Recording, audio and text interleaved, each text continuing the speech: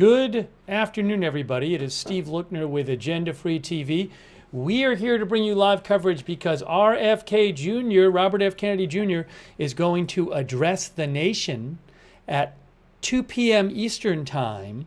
He is expected to drop out of the presidential race, and he may endorse former President Trump. So we are going to bring you live coverage. I'm hoping to have video I can show you. I'll definitely have audio. I'm hoping to have video. It does depend on how the video is being produced. It's one of those tricky situations. So we'll have to see. We'll have to see what our video options are. But I will definitely have audio for you. So let's see here. Ooh, hold on. Let's see something here.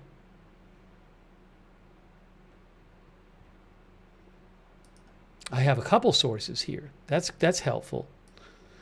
Where's that one going to be on? All right.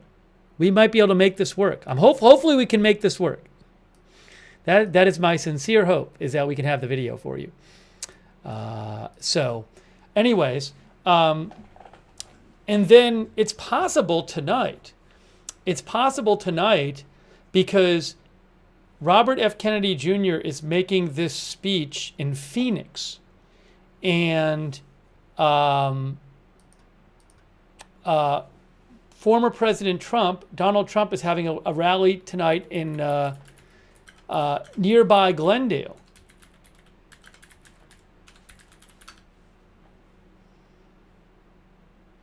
So it's possible that RFK Jr. could be appearing with Trump tonight. The New York Times actually said that might happen.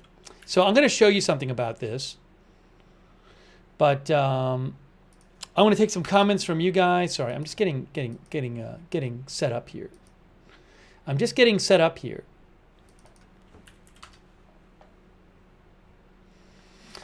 But Phoenix and Glendale are very close to each other. So basically, Kennedy is making this announcement from basically the same roughly the same location as Trump will be doing his rally tonight. So that kind of makes it seem like maybe he'll appear with Trump at the rally. I think I'm going, if it looks like Kennedy is going to appear with Trump at the rally, then I'm going to cover the rally as well. Okay, so I want to take some of your comments. I want to give you some updates. Hopefully I will have video to show you of this. That is, and if not nothing else, audio, but I'm really hoping to have video. All right, so let me get you some updates on this as we wait for the announcement. You can see it says in 38 minutes at the bottom of the screen. It says it right there. It says it right there. Let's see. Hold on, I'm pulling up one other thing here. So I appreciate you joining us for our live coverage. RFK Jr. already withdrew from Arizona, by the way. Just to be clear. This seems like a pretty good sign he's dropping out. We talked about this last night. Look. Oops, look at this right here. Arizona Secretary of State posted, RFK Jr.'s campaign filed official paperwork with our office yesterday, withdrawing him from Arizona's 2024 election. That filing will be available on our website tomorrow. Is it there right now? Let's see. I can show you the copy of it. I'd have to figure out where it is. Anyways, it's listed here. Look, there it is right there. See? Received this date yesterday, the statement of voluntary withdrawal for the presidential candidate, the statement of voluntary withdrawal for the vice presidential candidate, the statement of voluntary withdrawal for the 11 presidential electors, Robert F. Kennedy, and his vice presidential candidate, Nicole Shanahan. These candidates will not be printed on the November 5th general election ballot. So that's pretty good evidence he's pulling out of the race. I don't know why else he'd be withdrawing. No, he was not on every state ballot. He had gotten on some. He had gotten on some. I don't know exactly how many he was on. Maybe I can get that information for you. Let's see. Hey, a quick thanks to Leon Yoder for your support. Thank you, Leon Yoder. I also want to thank our moderators who are here. We have moderating right now. One Way Street is moderating. Thank you, One Way Street, for being there. Ruth Krafasi is moderating. Thank you, Ruth. Very much appreciate it. Linda Belk and Larry moderate for us on X. And over there on Twitch, we have moderating A Moment of Lovely, Idaho Star, Sarah, Papa Bear, and Surly Dev. Thank you. And we have also, hang on a moment. Just want to get this opened up. Kay Lowry Body and Margaret Riley are moderating as well on Facebook there. Thank you. Let's see. Let me show you a couple things here. See, RFK Jr. is set to speak in Arizona hours before Trump as questions swirl about a possible alliance. That's from Associated Press. Let me take a few comments from you guys. Let's see. John Smith said, didn't he just get kicked off NY ballot? There was a court ruling that kicked him off the New York ballot, although I believe he was going to appeal that, possibly. But at this point, I don't think, I mean, if he's pulling out of the race, it's going to be a moot point at this point. Let's see here. Mr. Classical Music thinks he will endorse Trump.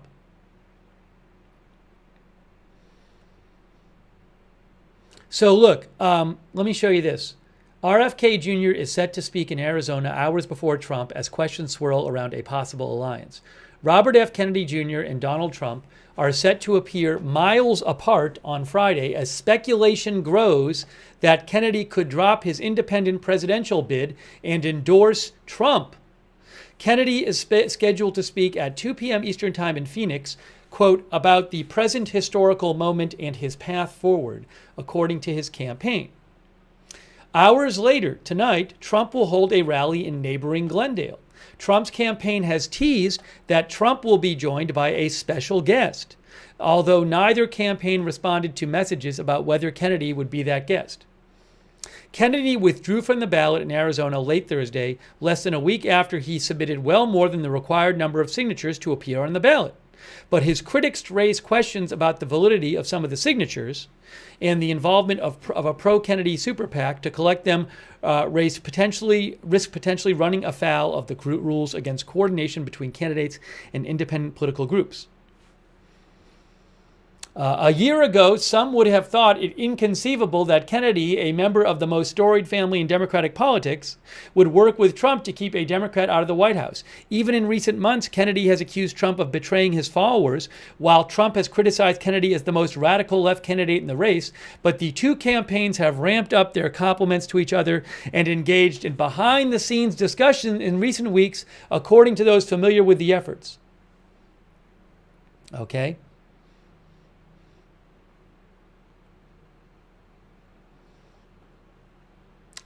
Kennedy's running mate, Nicole Shanahan, openly suggested in a podcast this week that the campaign might walk away right now and join forces with Trump. While she clarified she is not personally in talks with Trump, she entertained the idea that Kennedy could join Trump's administration as Secretary of the Department of Health and Human Services. Okay, we'll read more of this. But, again, it is being widely reported that he's pulling out of the race. He has already withdrew his name from the ballot yesterday in Arizona, and there's reporting suggesting that he is going to endorse Trump. And just to clarify this, I saw a report today that said, hang on a moment here, the New York Times says Robert F. Kennedy Jr. is expected to end his campaign, and it said in the article that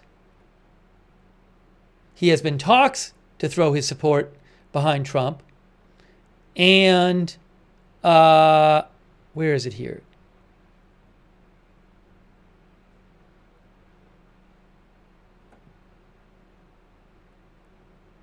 I thought it had something in here saying that they were reporting that he was going to appear at the rally. Blah, blah, blah, blah, blah, blah, blah, blah, blah, blah. That's what I thought I read. I don't know if they updated it or not. I could have swore that I was... Oh, yes. The New York Times is reporting that 3 people briefed on Mr. Kennedy's plans told the New York Times that plans were in the works for Kennedy to appear alongside Trump tonight. So, we don't know if he will endorse Trump. It's being widely reported he will pull out of the race. It's being reported that he very well might endorse Trump and appear with him tonight at the rally. All right. Hey, by the way, quick thanks. Let me take some comments from you guys. Maybe we'll do a quick poll, too. I'm going to do a quick poll, too. Thank you so much to PZ Papazulu, our member, who says RFK Jr. is polling at almost 9%. I don't know that he's been polling that high, because I checked a few days ago on like Real Clear Politics, and a lot of them were in like the mid-single digits that when I checked. I mean, maybe in one poll he got 9%. But when I last checked at Real Clear Polling, there's like a combination of state and national polls. I'm just going down there. Kennedy 3, Kennedy 4, Kennedy 5, Kennedy 9, Kennedy 2, Kennedy 3, Kennedy 7, Kennedy 4, Kennedy 5, Kennedy 4, Kennedy 2, Kennedy 6, Kennedy 2, Kennedy 2, Kennedy 5, Kennedy 2, Kennedy 7. Again, that's a mix of state and national polls from the last few days from Real Clear Polling. Thank you so much, PZ Papazulu, for the gift membership. So nice of you. Thank you. Also, thank you to... and thanks for bringing that up so I could mention it. Thank you, Janet Burnett. That's so generous of you. Thanks for your support. Janet Burnett, so nice of you. Also, Wendy Cookie WM, our member, thank you. We're going to have live coverage of the address in 29 minutes. I am hoping to have video. I will at least have audio. I'm hoping to have video, but it's not a guarantee. We'll see what happens.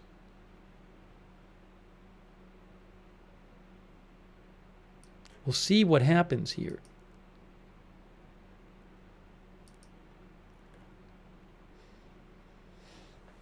Let's do a poll. Do you think, will RFK Jr. endorse Trump? That's our poll question. I'm going to ask right now to you guys.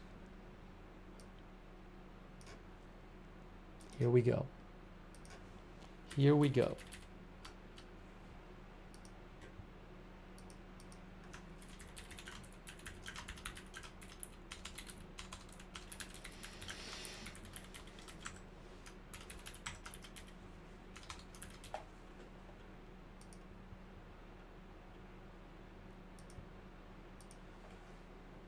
Okay, so let me, as I display that Associated Press article, hold on a second here. That's the AP article. Let me show you what our poll responders are saying about this.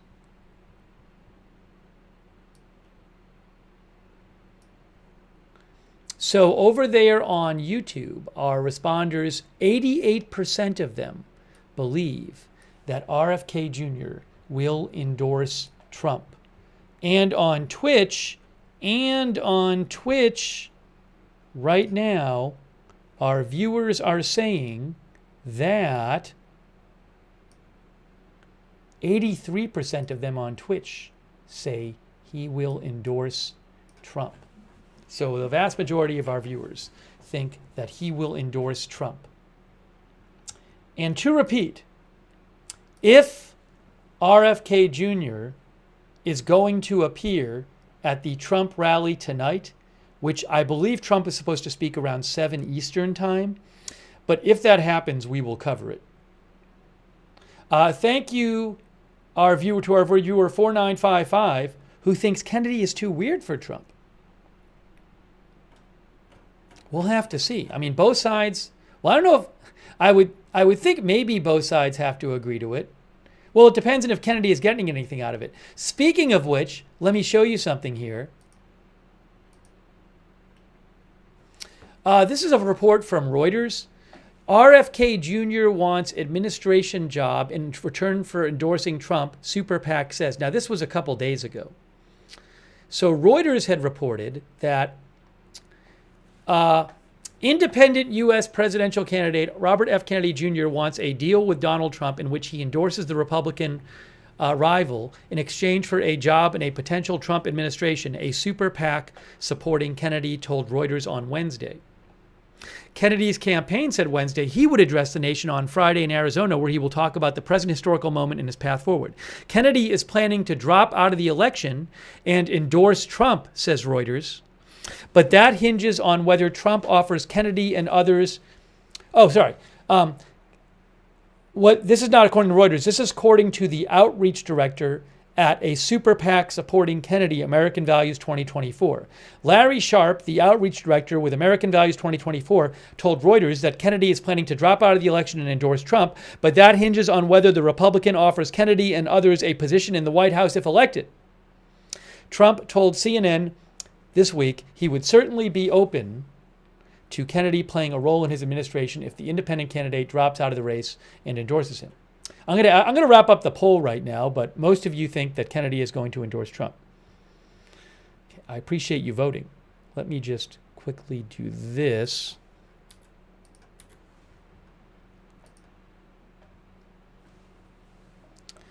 Kennedy also wants Trump to allow his political movement to continue in some fashion, which could include staying on the ballot in some states, Sharp said.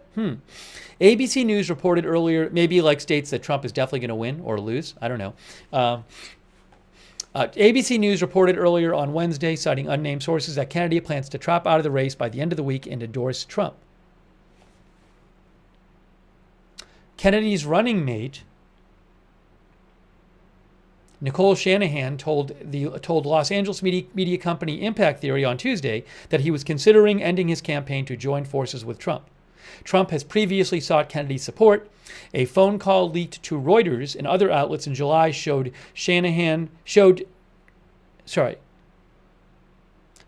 Trump has previously sought Kennedy's support. A phone call leaked to Reuters and other outlets in July showed. Shanahan, in the interview released on Tuesday, said Trump had taken an interest in their health care policies, making it worth exploring party unity. Reuters also says here at the bottom of the article, they say, an environmental advocate who has spread vaccine misinformation, Kennedy has yet to qualify for the ballot in many states. His support stood at 4% in an Ipsos poll taken this month, down from 10% the month before. Okay, so 23 minutes. 23 minutes. What is Kennedy going to announce? Is he going to do what is reported and pull out of the race? Is he going to announce that he's endorsing Trump? We'll have to see. We'll have to see what happens.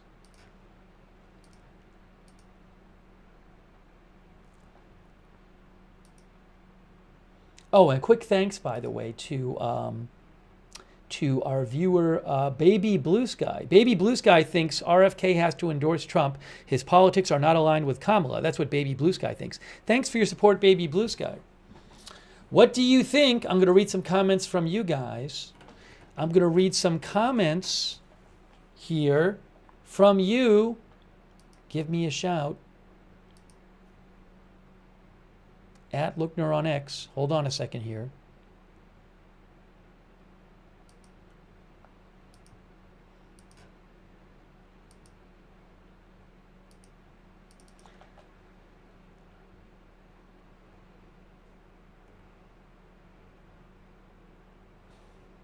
Our viewer, Mona L says he is definitely endorsing Trump. That's what our viewer Mona L thinks. Oh, Brandon Johnson says Polymarket has something.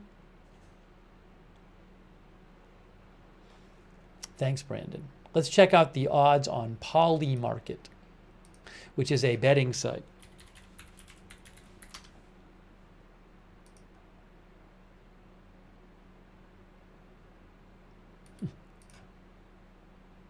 So they have a couple different things there. First of all, RFK Jr. endorses Trump during Friday address. Currently, that is at, so they give it a, so this just, the odds just depend on how much people are betting on each side.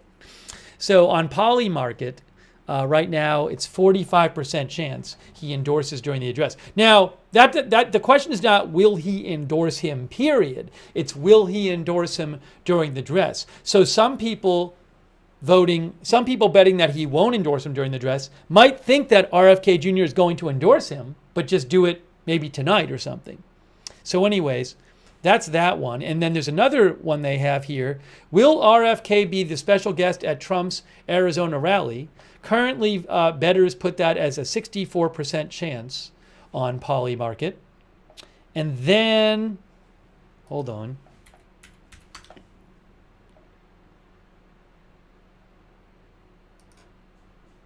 Will RFK drop out before November? Currently an 83% chance on Polymarket.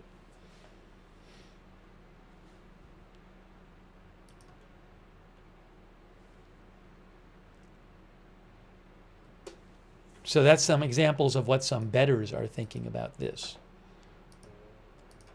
Let's see here. 20 minutes until the announcement. 20 minutes.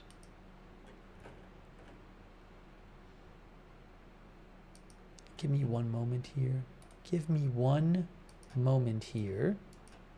I'm going to take some more comments from you. What do you think is going to happen? Trump's rally tonight Trump's rally is in Glendale. Am I right?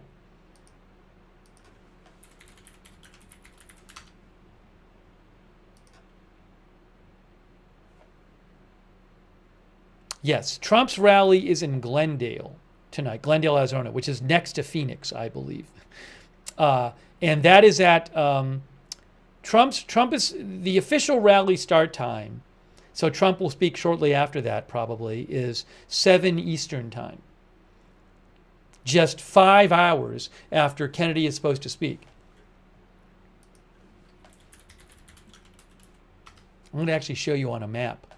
I'm going to pull up a map here for you guys and show you this so you can see. If you give me 2 seconds, I'll pull up my map. Okay, let's look at the map. Let's look at the map. Oops. How are we doing here? Okay, here's this. Here's our map. Here is our map.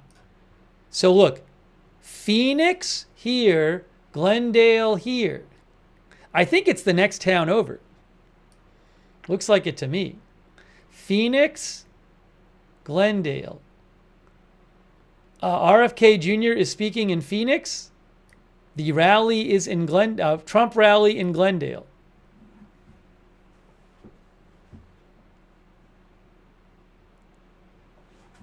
I mean, it's quite a coincidence they're both in the same place if he's not going to speak at the rally.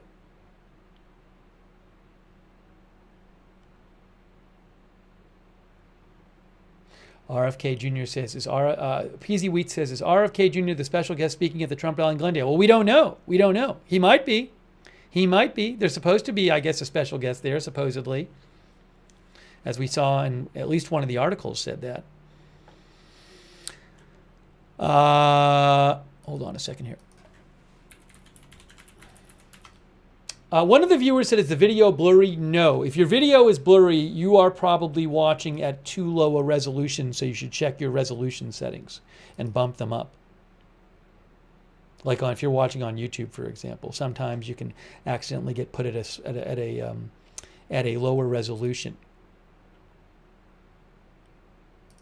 Hey, thank you so much to Richard Trickle for your support.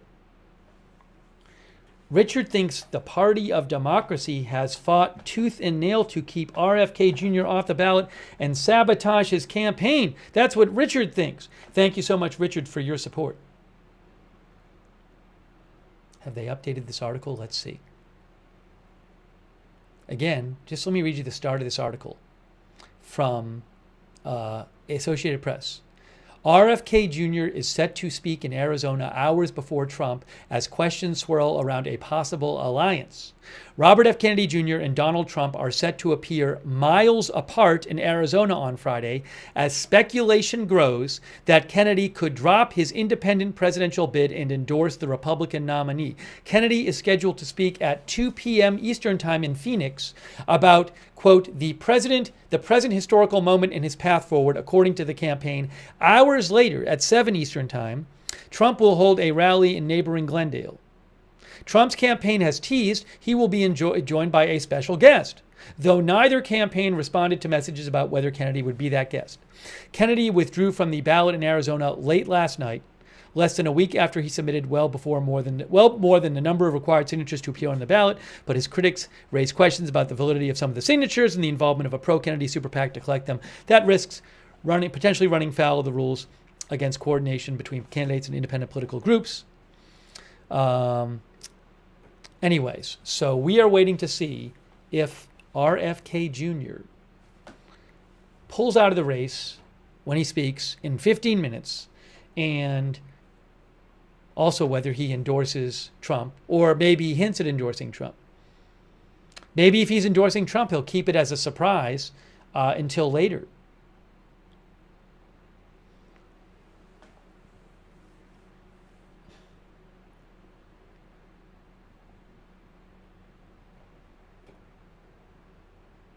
Kelly McAllen says, I'm going to go cry in a corner. I don't know if that's because Kelly was an RFK Jr. supporter and wants him to keep running.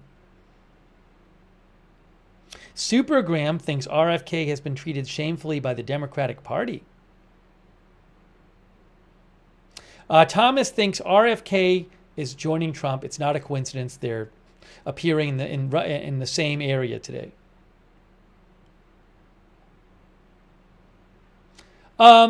Now, Scout the Dog says that Nicole Shanahan, RFK Jr.'s running mate, said on Dan Bongino's radio show he will not endorse Trump. Let me see if I see anything about that. I mean, I wasn't obviously listening to it.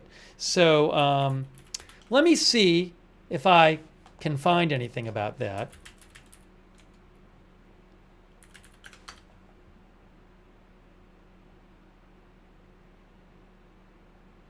Oh.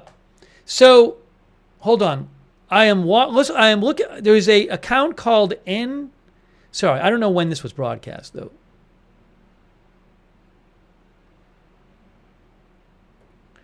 There's some people posting some stuff on social media from an appearance of Nicole Shanahan on the Adam Carolla show,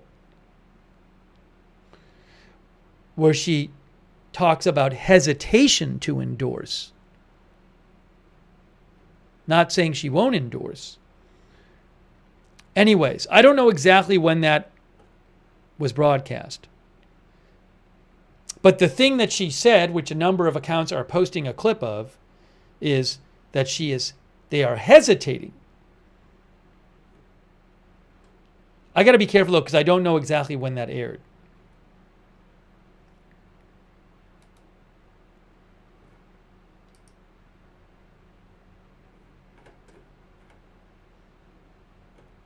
We'll find out soon enough. Hold on a moment here. Hang on one moment. See, there's this. Let me show you this real quick. Look, let me show you something real quick. Oops. So this is posted now. The thing is, last time I tried to cover an RFK Jr. event, they posted it on their social media, but it was Associated Press video, which I was not allowed to use. So I'm still not sure if I will have video for you. We'll have to see. Hang on a moment. Let me check something here. Let me check something. Give me a moment. Give me a moment. Give me a moment. Oh, I got it. I got the video. I got video from a different source. I got it from AFP, guys. I got the video. Oh, I got it from AP. I got it from AP. We got the video. I mean, I got it from Reuters. We have video. Look, we have video. We have the video. There it is. Oh, let me fix it for you. There's the video. We got sound. Oh my gosh. Oh my gosh. We got it. We got the video. Yeah. Look at that. That is nice. That is nice. Well, there you go. Thanks to your support of the channel. That's how I can buy these videos. So thank you.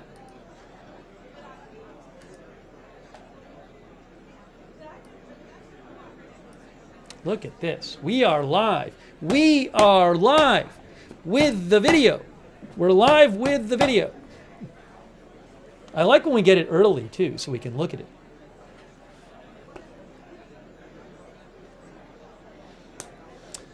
Thank you to our new member, Jeffrey0415. Thank you. Look at this. Look at this. There's the press there. There's the American flags. We got the podium. We got some noise. I'm going to try to turn up the volume a little bit. We got room tone. We are bringing you live coverage. Live coverage.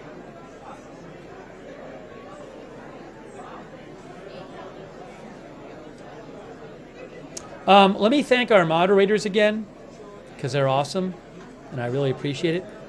Oh, before I do that, thanks to HR Puffin Stuff for subscribing on Twitch. Thanks also to, let's thank our moderators.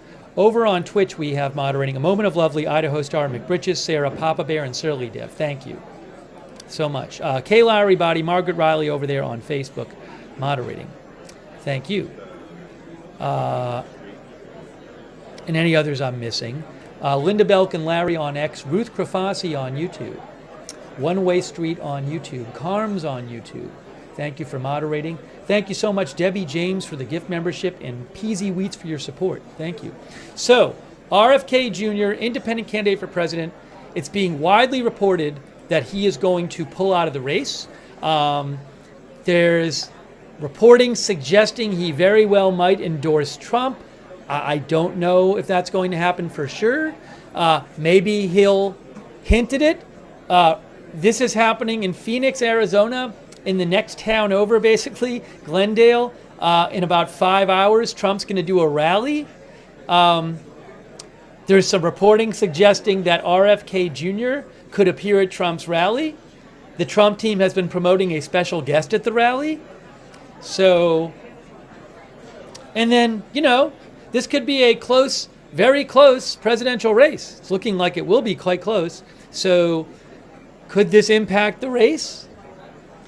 Will this, you know, could it help Trump? Could it possibly hurt Trump? I don't know. I don't know what to tell you there. But we will see what Kennedy says in just a few minutes. You'll get to see for yourself. You'll get to see for yourself. Sabo Elo says it will be interesting to see. Let me read some more comments from you guys. Oh, wow. Bill Fisher just gave 50 people memberships in the YouTube chat. That is really nice of Bill Fisher. Thank you, Bill. Make sure you thank somebody if they give you a gift membership or a gift subscription. Bill, that's really generous of you. Thank you, Bill Fisher. Also, thanks so much to Kristen Gates. Thanks for all your support, Kristen. I really appreciate that. Kristen Gates, thank you.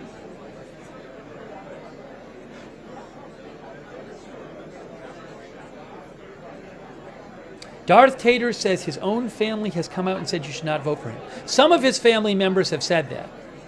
I don't remember exactly who, so I don't want to exceed what I know, but some of them have.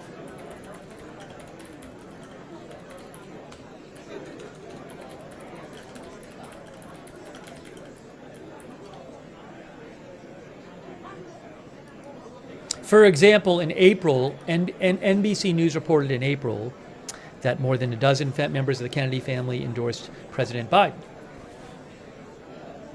And Kerry Kennedy said in remarks announcing this, we want to make crystal clear our feeling that the best way forward for America is to re-elect Joe Biden and Kamala Harris. Anyways, you can read that. If you Google NBC News, and if you want to read about that story, Google NBC News and Google Kennedy family members endorse Biden over RFK Jr.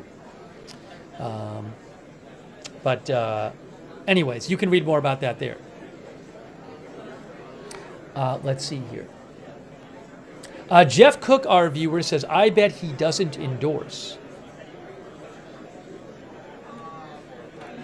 Just not clear. It's not, I mean, there's definitely the whole thing about this being in Arizona.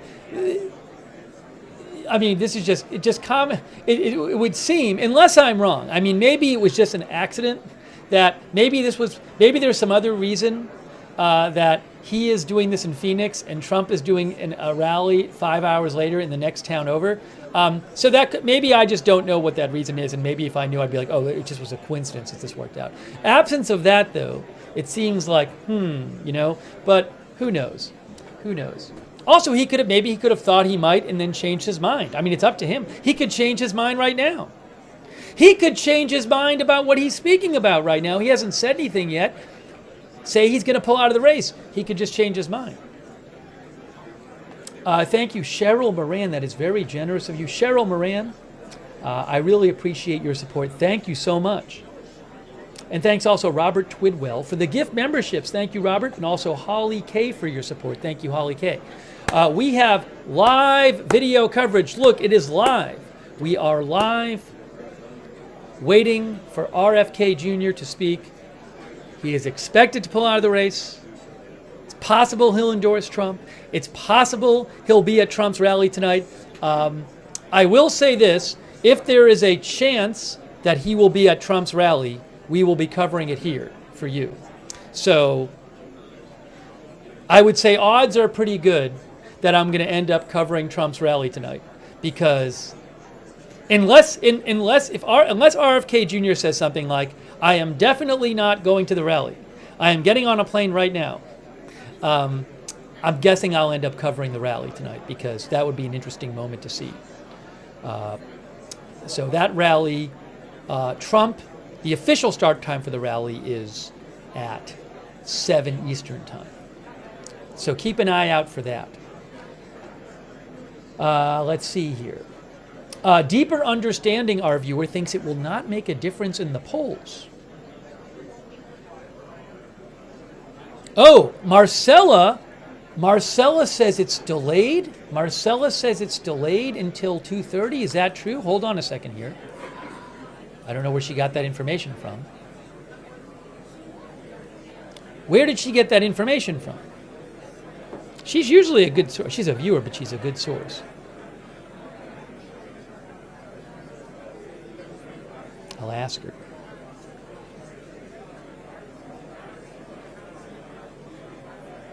Oh, she said his social media posted it. The RFK Jr. site says it. Well, that's a good source. Sorry. I might have to update, guys. Hang on a moment. I might have actually seen it before and just not... I might have had it on our screen and just didn't notice that they had changed the time. It was supposed to be at 2. Hold on a moment. Hold on a moment here. Hold on a moment. Yes. 2:30 p.m. Guys, the time has changed. Look. 2:30. 2:30 Eastern time. That's from Robert F. Kennedy official account. They posted that. It was edited 5 minutes ago. Thank you, Marcella, for letting me know. So it is now 2:30 Eastern time. So I need to change the clock. Even though it says 2 in the picture, the text says 2:30. Unless it's a typo. Is there any chance? No, I can't imagine. I just think they didn't update the graphic. All right, so I'm going to assume it's really at 2:30, which means I got to adjust this clock. I'm sorry, I don't control the timing of these things, so it's not on me. People are going to get mad. I'm going to change the clock now. People are going to get mad at me. The clock has been updated. I am sorry that I updated the clock, but who knows? Maybe they say 2:30, but maybe they'll come out sooner. But again, I mean, I'm just looking at this. This does not seem like a typo to me. It says 2:30, 11:30 Pacific, 2:30 Eastern. That is my source. The Trump rally tonight, the official start time is 7. They'll probably have some speakers before then, but Trump would not speak until after 7 Eastern.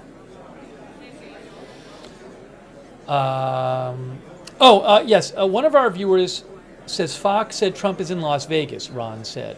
Yes, I think he's doing an appearance there this afternoon. That's actually a good point. Trump is supposed to do an appearance in Las Vegas at around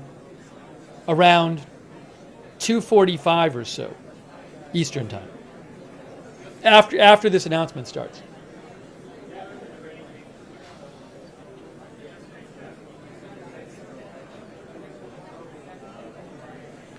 So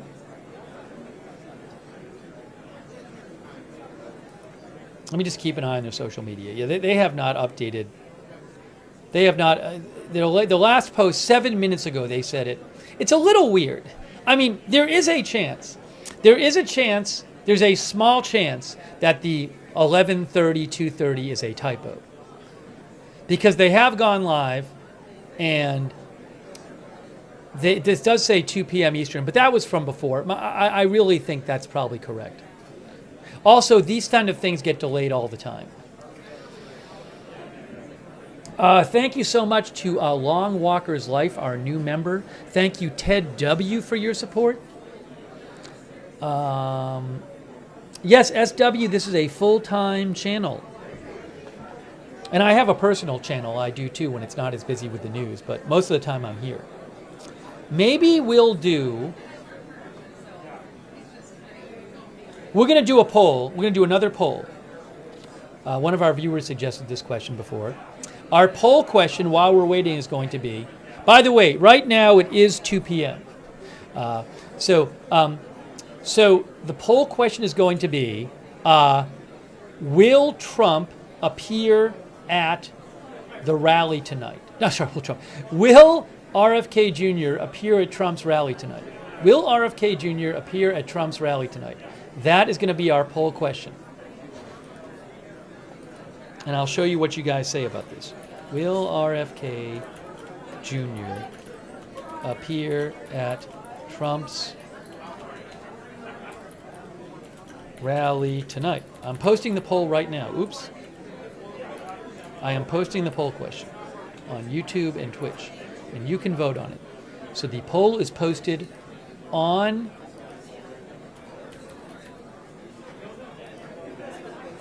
YouTube. Again, it is widely reported that RFK Jr. will drop out of the race. There is also reporting suggesting that he may endorse Trump and appear at Trump's rally tonight. We'll find out shortly. Okay, here is what our viewers say about this poll question. Let me show you while we're waiting.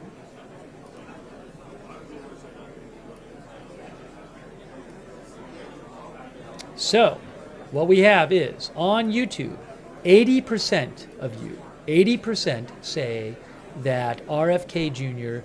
will appear at Trump's rally tonight. How about on Twitch? What do our viewers on Twitch say?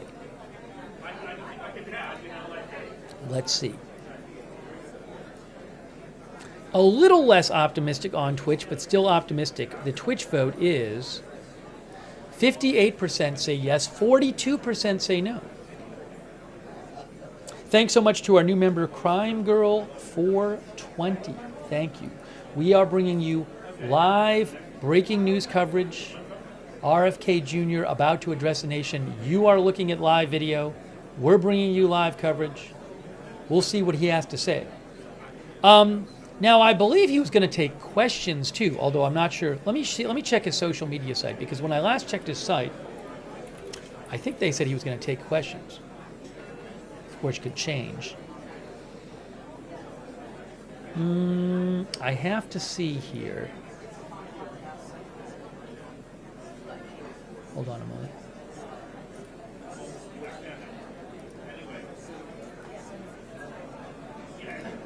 Let me check. Let me double check.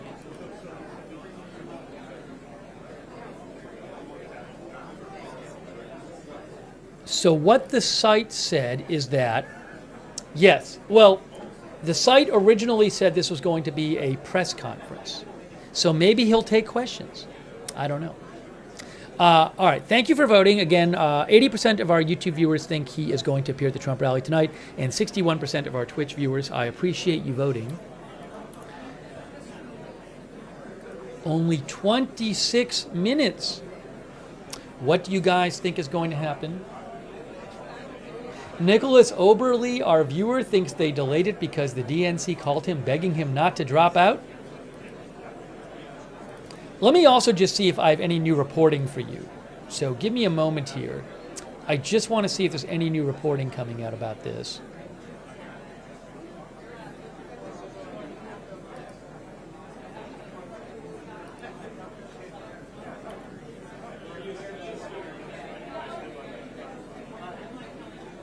Give me a moment to check.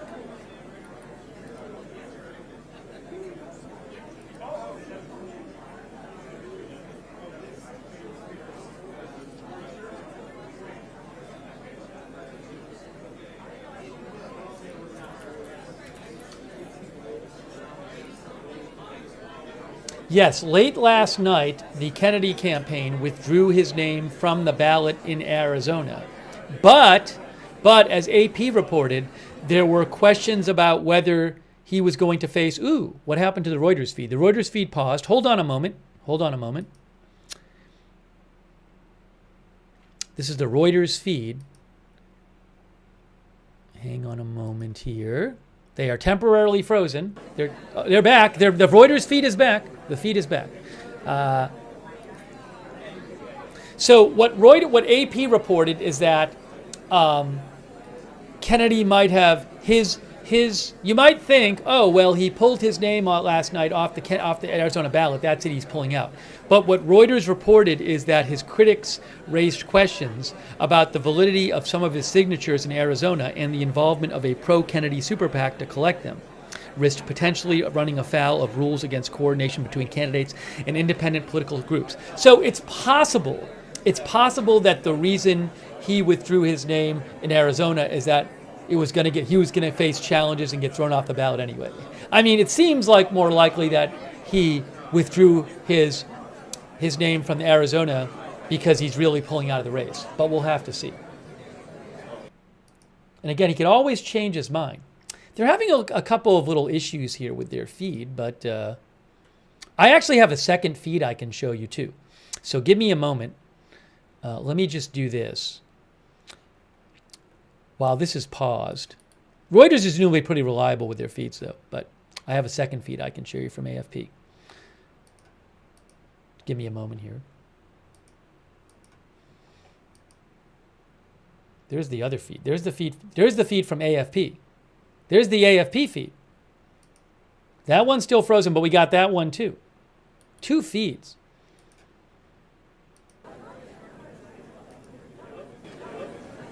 I think we got Reuters back. We got Reuters back. We got a backup feed.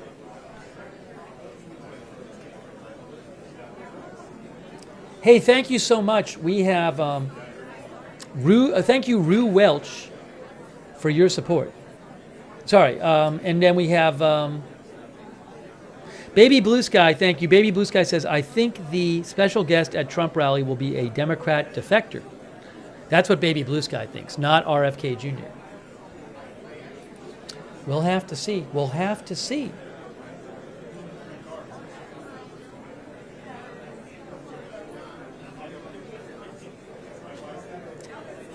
Jeff Cook said a Real Clear Politics posted a poll of Kennedy at 5.8% in Arizona. I'd have to look it up.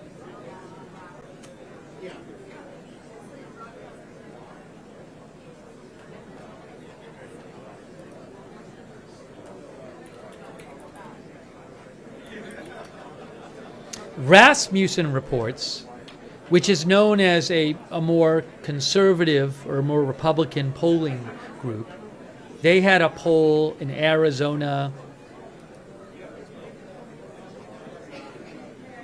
recently that had Kennedy at 7%.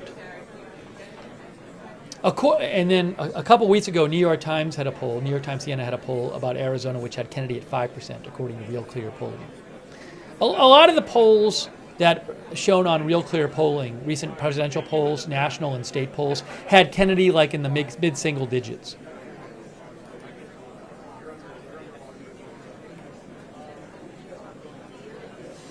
Hey, thanks, Chris, and our new member. Thank you, and thanks to everybody for watching. We're bringing you live coverage. Look, we got live coverage. Oh, hold on a second. I got to fix something real quick. That's better. Thank you, Stephen McCaffrey, for your support. Stephen thinks Chicago police did a great job. Strong and patient police with walls worked. Great work. So, yeah, the Democratic convention is over. We covered it. You know, I would say the biggest incident with the protests was probably Monday when you had some protesters tear down some fencing. There was nothing like that the rest of the week.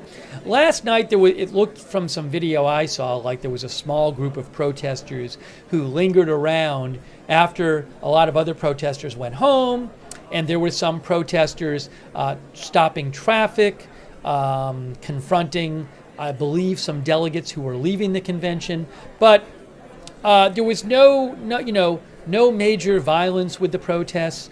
Really, the biggest incident I think was the fence stuff on Monday, where some fencing got torn down. But even then, you did not really see clashes between police and protesters. So, I mean, I think all told, given how there were worries that it could get really out of control there. Certainly, the authorities were able to manage it so that things did not really get out of control.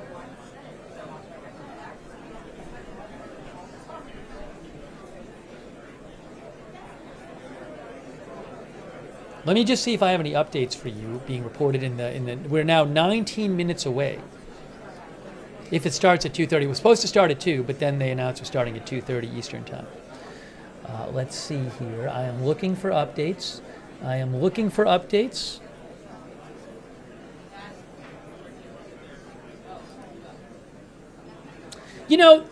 I just saw they just posted on RFK's social media. They updated their post, and so the latest post on the X account from RFK Jr. doesn't say, oh, sorry. This is the latest one. Look. It just got posted, 2:30 Eastern time. That literally was posted. That was posted right now, a minute ago, 2:30 Eastern, 11:30 Pacific. It's 2:30. So that my clock is correct at the bottom. Thank you to John Charles Evard. Thank you. Let me read you a little background here while we're waiting on this.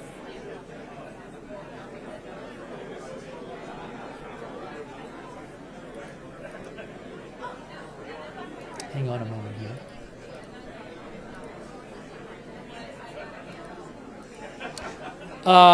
Reuters says, Reuters reports in an article from, is this from today? Yes.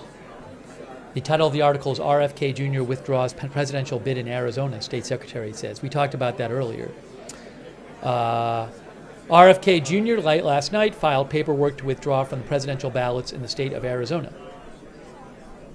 The withdrawal comes as Kennedy is set to address the nation in about 18 minutes.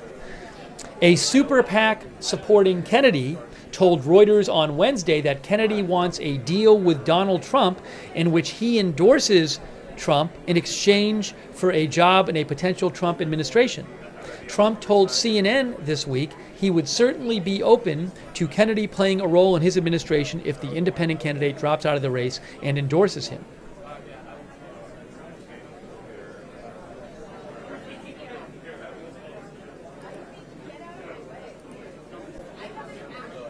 The Associated Press reports RFK Jr. and Donald Trump are set to appear miles apart today in Arizona as speculation grows that Kennedy could drop his independent presidential bid and endorse the Republican nominee.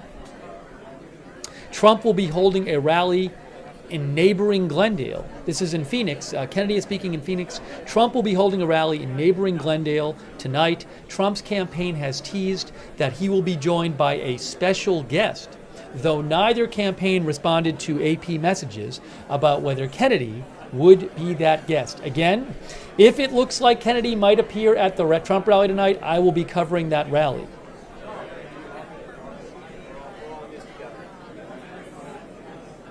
The Kennedy and Trump campaigns, say Associated Press, have ramped up their compliments to each other recently and engaged in behind-the-scenes discussions in recent weeks, according to those familiar with their efforts. Both campaigns have spent months accusing Democrats of weaponizing the legal system for their own benefit, and both have hinted publicly they could be open to joining forces with the shared goal of limiting the election chances of Democratic presidential nominee Kamala Harris. Last month, during the Republican National Convention, Kennedy's son posted and then quickly deleted a video showing a phone call between Kennedy and Trump in which the former president appeared to try to talk Kennedy into siding with him. Talks between the two camps have continued with close Trump allies quietly lobbying Kennedy to drop out of the race and support Trump, according to a person familiar with the efforts who spoke on condition of anonymity to discuss private conversations. And Kennedy's running mate, Nicole Shanahan, openly suggested on a podcast this week that his campaign might walk away right now and join forces with Donald Trump. She entertained the idea that Kennedy could join Trump's administration as Secretary of the Department of Health and Human Services.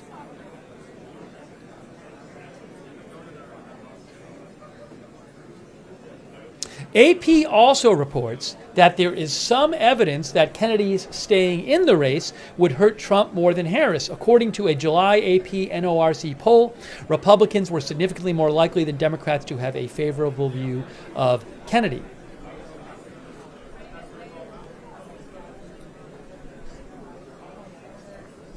All right, guys, 14 minutes and 40 seconds until RFK Jr. addresses the nation. What do you think will happen? Oh, did RFK Twitter update? One of our viewers said, oh my gosh. Oh my gosh, did they update the time? Hold on a moment. I'm looking. Oh, they updated the time. The second delay. We have our second delay. It is now 2:45 Eastern Time. Oh, they delayed it again. Oh, they delayed it again to 2:45. I'm sorry, I don't control the time. This is the second delay. It was supposed to be 2, then it was 2:30, now it is 2:45. Our viewer Peter Ulima says, are they still haggling in the background? Well, I got to update my clock again.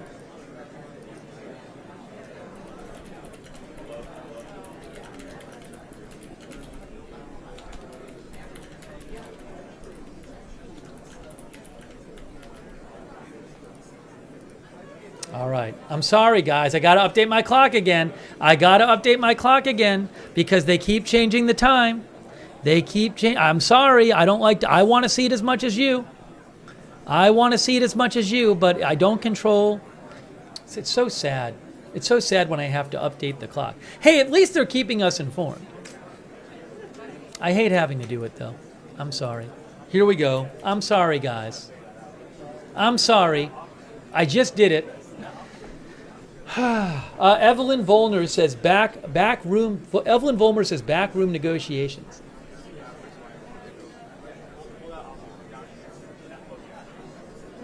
I am sorry. Hey, thanks so much to the Silver Sergeant who thinks heavy negotiations are going on behind the scenes. So some of you think that the delay is because of negotiations. It's an interesting idea. Thanks to our new member, Joe Hart. Thanks to Jean-Charles Evrard, our new member. Thank you. Hang on a moment here. We are bringing you live coverage of RFK Jr. addressing the nation. He is expected to pull out of the race. It's possible he'll endorse Trump. It's possible he'll appear at Trump's rally tonight, which is in the next city over. Glendale, Arizona, is right next to Phoenix. I very well might cover that rally because if I think there's any chance Kennedy is going to appear at the rally, I will cover it. Thank you also, Patricia Komar from Canada, for your support. I appreciate that, Patricia. Breaking news, breaking news, breaking news, breaking news. Big breaking news. Big breaking news. Associated Press is reporting ahead of a speech.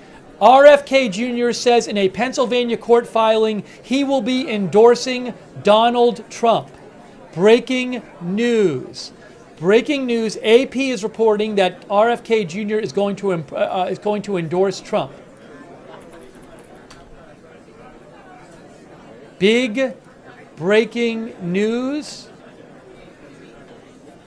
I got the story right here. Breaking news. Look, ahead of speech, Robert F. Kennedy says in a Pennsylvania court filing he is endorsing Trump. Oh my gosh. RFK Jr. is going to endorse Trump. Breaking news. I'm going to update. I'm going to update this with a red ticker. Okay, so give me a moment. I'm going to get this on the screen. Big breaking news. That deserves another breaking news graphic.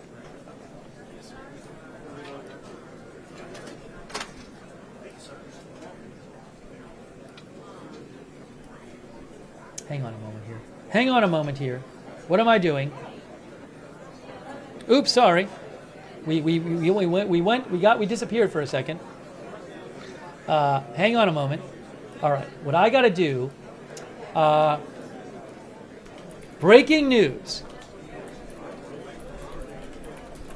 AP reports. Hold on a moment. Hold on. We're fine. We're all good. We're all good.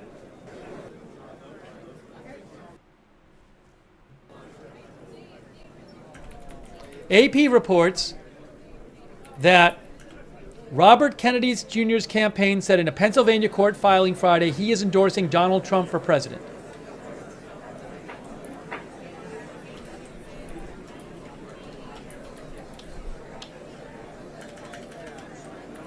I'm going to get this on the screen for you. I'm going to get this on the screen for you. Let me put the ticker up. The red ticker, red breaking news ticker time for you. Here we go.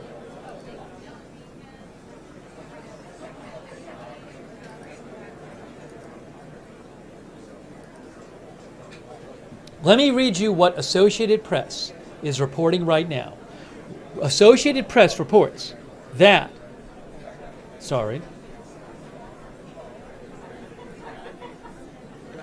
Associated Press reports that Robert F. Kennedy Jr.'s campaign said in a Pennsylvania court filing Friday he is endorsing Donald Trump for president. The campaign also requested that he be removed from the Pennsylvania ballot, although it was not immediately clear that he was officially dropping out of the race. It came a day after he sought to be removed from Arizona's ballot. He is running as an independent. Again, the Associated Press reports Robert F. Kennedy Jr.'s campaign said in a Pennsylvania court filing today that he is endorsing Donald Trump for president. The campaign also requested that he be removed from the Pennsylvania ballot, although it was not immediately clear that he was officially dropping out of the race.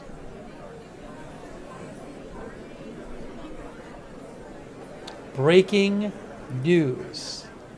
Breaking news.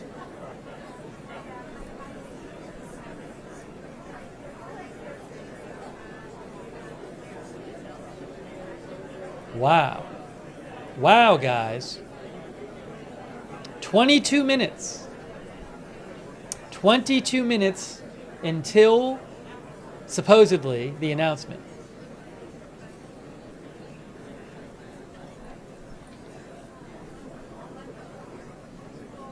We are bringing you live coverage.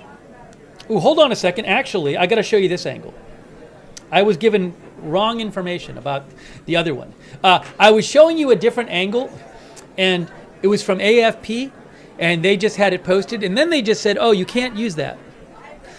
They didn't say it to me personally. They just posted some restrictions on it, which were not there before. So I have to use the Reuters feed, which is fine with me.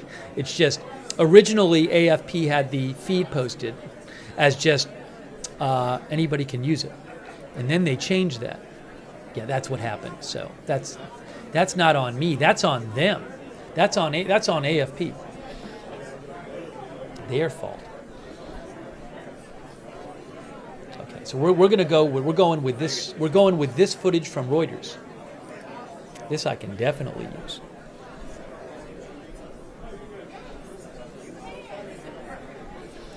Oh, wow. So big news, in case you did not hear. Associated Press says Robert F. Kennedy Jr.'s campaign said in a Pennsylvania court filing today that he is endorsing Trump for president.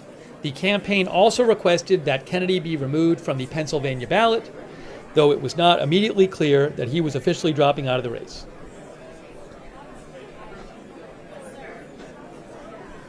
Wow. Big news. Big news. And also, guys, look, it really seems to me like he's going to appear at Trump's rally tonight, because Trump is doing a rally in the next town over, Glendale, Arizona, tonight. I'm planning on covering that rally right now because I think Kennedy's going to be there. So anyways, that's my plan. Thank you to Tech Gnarlyev for your support. I really appreciate that, Tech Gnarlyev. Let me take some more comments from you guys. Breaking news. Could this affect the race? Could, there might be states where the vote, there might be states, guys, where the difference between the candidates is very small in terms of votes. Maybe some RFK Jr. voters will end up voting for Trump who wouldn't have. Or maybe somehow this will Hey everybody, hurt we're just going to Trump. do one more final audio check just to make sure you can still get it, because we had some new press people join us. So if we can just do one more thumbs up, everybody's doing good. Looking over here, I know someone over here was needing it. Still going. Audio good. Still going here. Okay, going once. Going twice. Just make Make sure you guys can all hear me. Whoa. Just one more time. Thumbs going up in the air. Thumbs up. I'm just looking for our friend over here in the corner. Yep, you're good there. Okay, we're going to be starting shortly. Just everybody settle in, and thank you for being here. Starting shortly. Hey, thanks, Nick P., our member. Thank you, Nick P. Wow. Hey, let's thank our moderators who are here. They are the reason that we can have chat rooms during this broadcast. Thank you so much, Linda Belk and Larry on X. Carms over there. Hold on. What happened? So you're just going on top? Hold on. Wait. That was weird.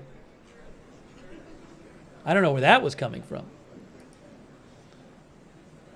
Let me just make sure I have everything else closed. I don't want to be getting audio from anywhere else except from this footage. So give me a moment here. I don't think I should. I don't have anything else open.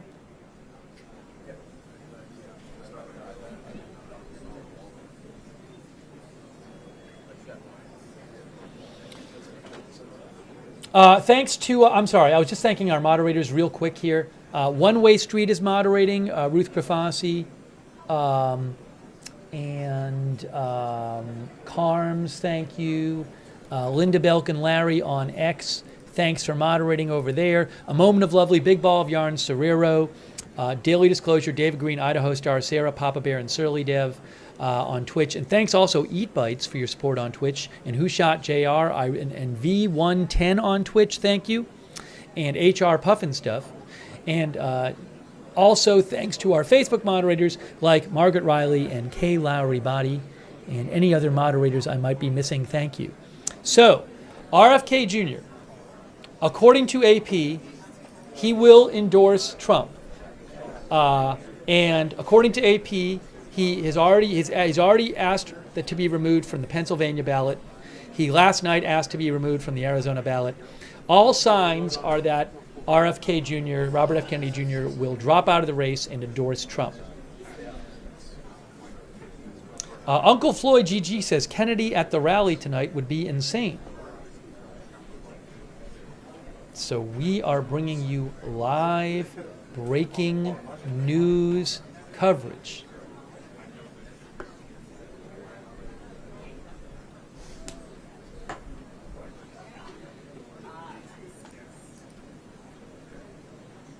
I'll just see if I have any updates for you.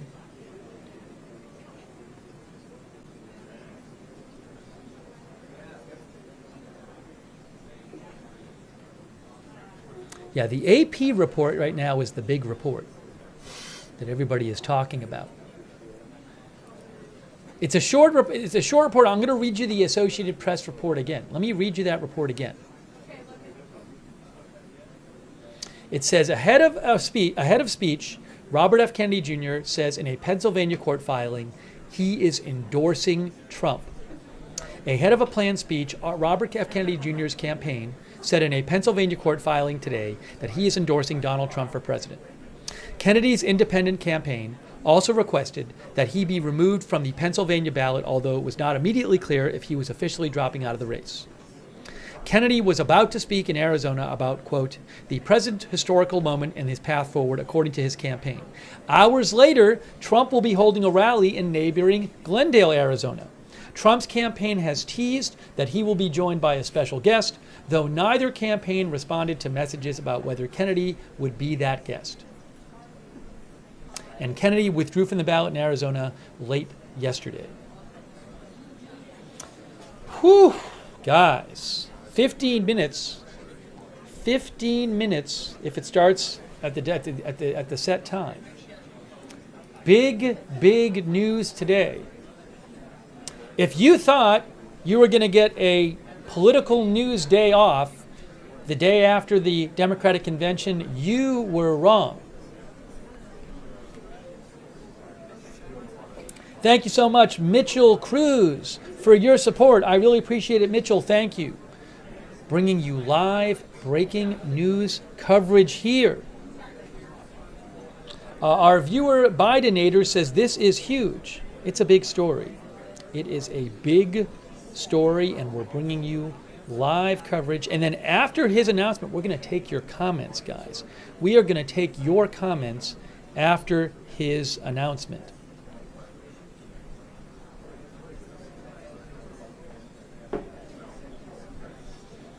Wow.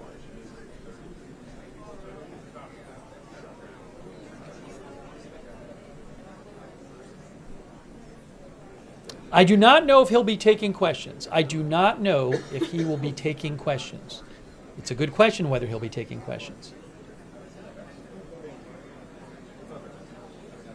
Him thinks it's really not. Isn't that huge of news? They've been two sides of the same coin. LOL. It was always going to happen. Him thinks it was always going to happen that he was going to drop out and endorse Trump. I don't know about that. I think some people would disagree with you. I think some RFK Jr. voters would disagree with you. But who knows? I would think some RFK Juniors are going to be upset if he drops out because they wanted to vote for him.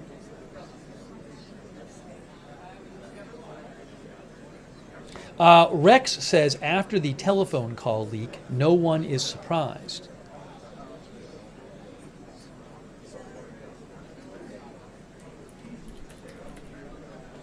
What Rex is talking about is, as Associated Press says, last month during the Republican National Convention, Kennedy's son posted and then quickly deleted a video showing a phone call between Kennedy and Trump in which the former president appeared to try to talk Kennedy into siding with him. Thank you so much, Walter Beasley. Walter Beasley says 3% is huge in a tight race. But it's not clear what will happen. I mean, just because Kennedy endorses Trump, assuming that does happen, that doesn't mean all the Kennedy voters will just go over to Trump. Some could, some couldn't. Some might stay home. Will Kennedy, if he endorses Trump, as Associated Press is reporting he's going to, is he going to be doing campaign appearances with Trump? Is Trump going to announce he's going to be in his administration?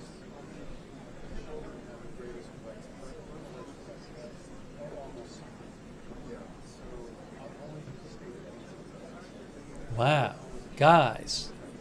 All right, we're getting closer. Our viewer Alik Koso thinks RFK voters won't vote.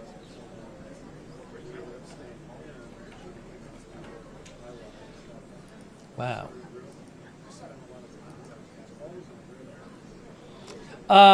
Voltar Freud says, will he become VP? I have not heard any reporting. That would be truly a shocker. So I've not heard any reporting that that will happen.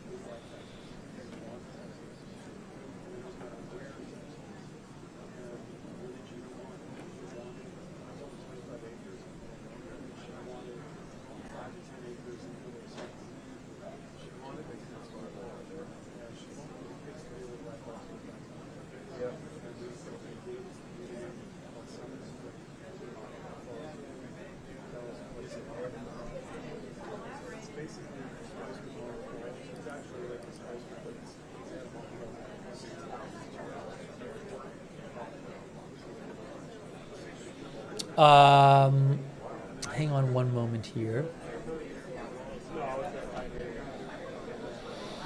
Just see, I'm making sure I don't have any more updates on you. We got some big breaking news during the broadcast as we were waiting, with Associated Press reporting that Robert F. Kennedy Jr. says in a Pennsylvania court filing today that he is endorsing Trump. Kennedy's independent campaign also requested that he be removed from the Pennsylvania ballot, although it is not immediately clear that he was officially dropping from the race. So last night, the Kennedy campaign withdrew from Arizona ballot, and today they have withdrawn from the Pennsylvania ballot. Sure sounds like he's dropping out. Mary B. says this will all be a movie someday.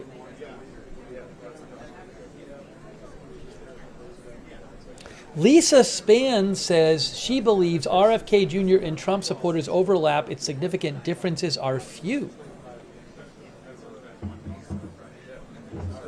Oh, somebody's at the podium. Somebody's at the podium.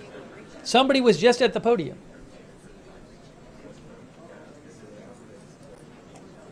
Wow. Everybody's waiting. Less than 10 minutes. I don't believe that the Kennedy campaign has posted an updated time. Oh, somebody's coming to the podium again. What's she doing? She's at the podium again. This is a positive sign that she is at the podium. Water? I didn't see. So that's a positive sign. I like, usually when you see people doing stuff at the podium, that means something's happening soon. Wow. Yes, J.D. Riddle says she walked away. B. Salazar, our viewer, thinks RFK Jr. is going to the dark side.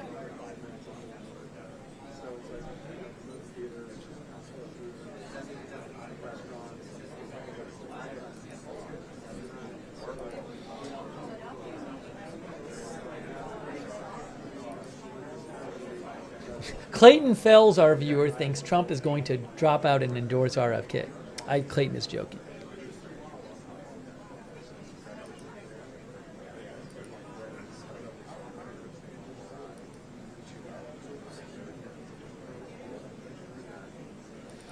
All right, guys, 8 minutes. 8 minutes. We are waiting.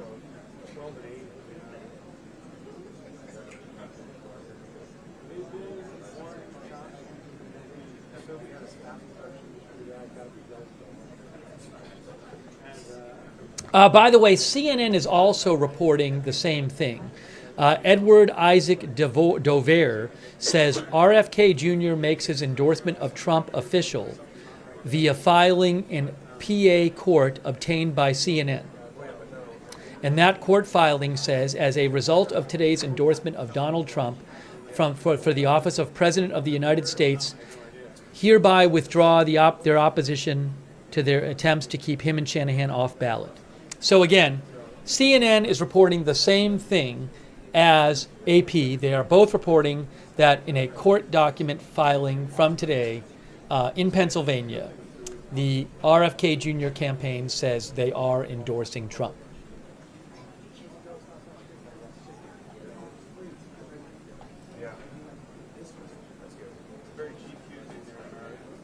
Wow. Guys. Everybody waiting for Kennedy to speak.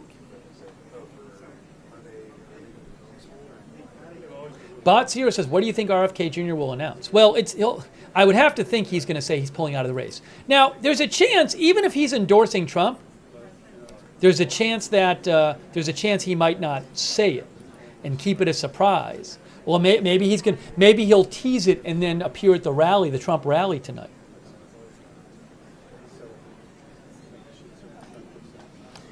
Six minutes supposedly till this starts. I am waiting with all of you guys to see what RFK Jr. has to say. Wow. Here we are 2.5 months before the start, before Election Day.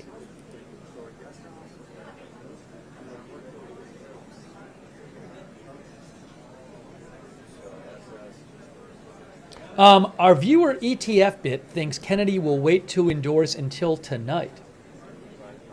You know, I could see Trump likes to make make a show out of things. So I could see a world in which he's going to endorse Trump, but Trump says, hey, wait to announce that part until the rally. So I wouldn't be surprised if he comes out and says, like, I'm withdrawing the race. I'm not going to say anything about my future plans, but I'll have something to say about that soon or something. Because then people will want to tune into the rally and see what happens. I don't know, though. I don't know.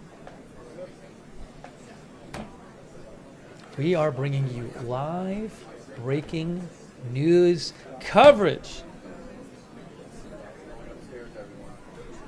Freeze Diamond thinks it would be the best move to wait until the rally to announce the endorsement.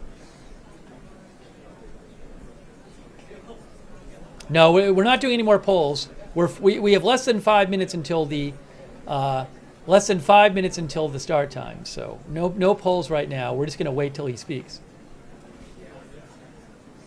Let me just make sure he hasn't posted on his social media that it's delayed again. Oh, thanks Janet Burnett for the gift memberships. That's so kind of you, Janet. Thank you. Also, thank you to Fermilab for your support. Fermilab says, I'm surprised to see RFK supporters say they will now vote for Harris even after the Democrat Party filed lawsuits to keep him off the ballot. I don't know what RFK supporters are going to do. I mean, I would think some of them are going to vote for Trump and some of them are going to vote for Harris. How many, I have no idea. Thank you to Fermilab for your support. I'm going to check his social media. I'm looking at the social media. There has not been a time change update. It says 2:45 Eastern, which is in 3 minutes and 43 seconds. Guys.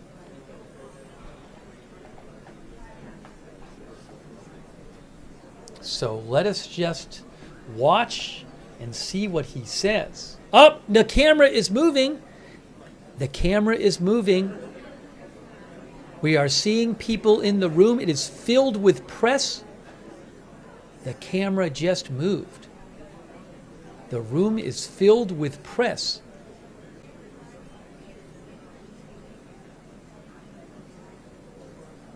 I'm not sure why the camera moved 3 minutes before the speech, but clearly the camera is being controlled. It's moving back. It is moving back. Maybe they just wanted to do an opening shot, like a dramatic opening shot. Somebody's there. Somebody just came out from behind. The camera has framed the opening shot. Here we go.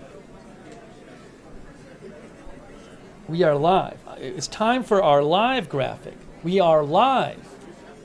Oh, that's the breaking news. What happened to the live graphic? Oh, no. I got to fix the live graphic. I'll do that after. We have a live graphic, too.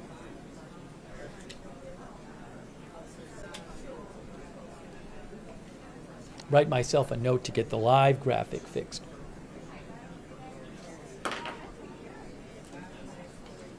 I forget we have that graphic sometimes.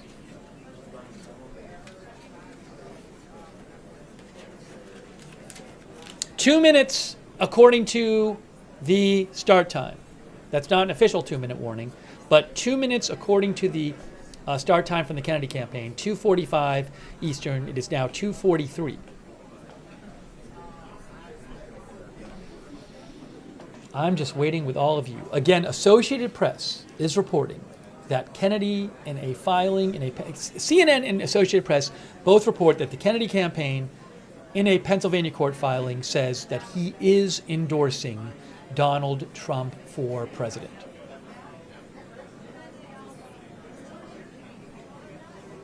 So we are watching and waiting for him to speak, bringing you live coverage. About 1 minute until he's supposed to come out. About 1 minute.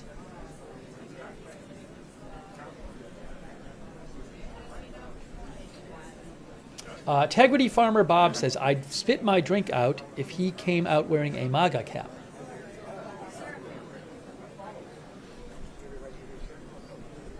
Will he take questions? I don't know. Okay. So in about 40 seconds, he's supposed to come out. Now, he still might run a little late. So hold on. Somebody's coming out. Somebody's coming out. Hello, everyone. Welcome so much for being here. I'd like to introduce everyone to bring on Robert F. Kennedy Jr. I'm sorry to keep everybody waiting.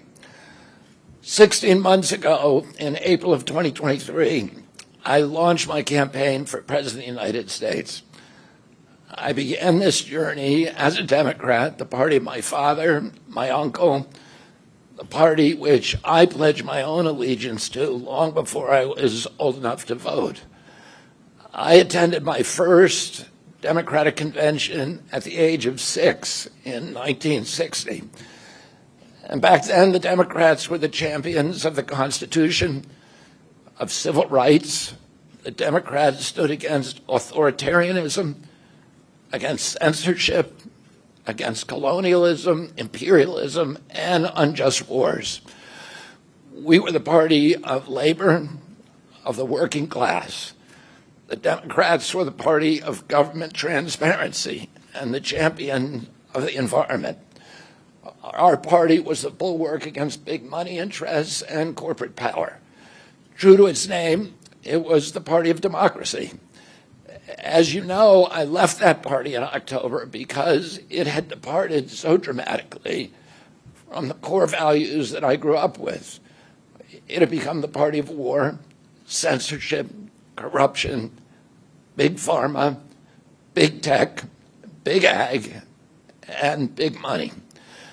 When it abandoned democracy by canceling the primary to conceal the cognitive decline of the sitting president, I left the party to run as an independent. The mainstream of American politics and journalism derided my decision. Conventional wisdom said that it would be impossible even to get on the ballot as an independent because each state poses an insurmountable tangle of arbitrary rules for collecting signatures. I would need over 1 million signatures, something no presidential candidate in history had ever achieved. And then I'd need a team of attorneys and millions of dollars to handle all the legal challenges from the DNC. The naysayers told us that we were climbing a glass version of Mount Impossible.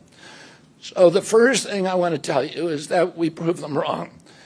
We did it because beneath the radar of mainstream media organs, we inspired a massive independent political movement.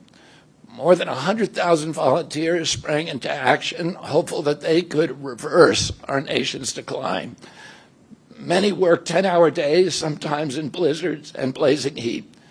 They sacrificed family time, personal commitments, and sleep month after month, energized by a shared vision of a nation healed of its divisions.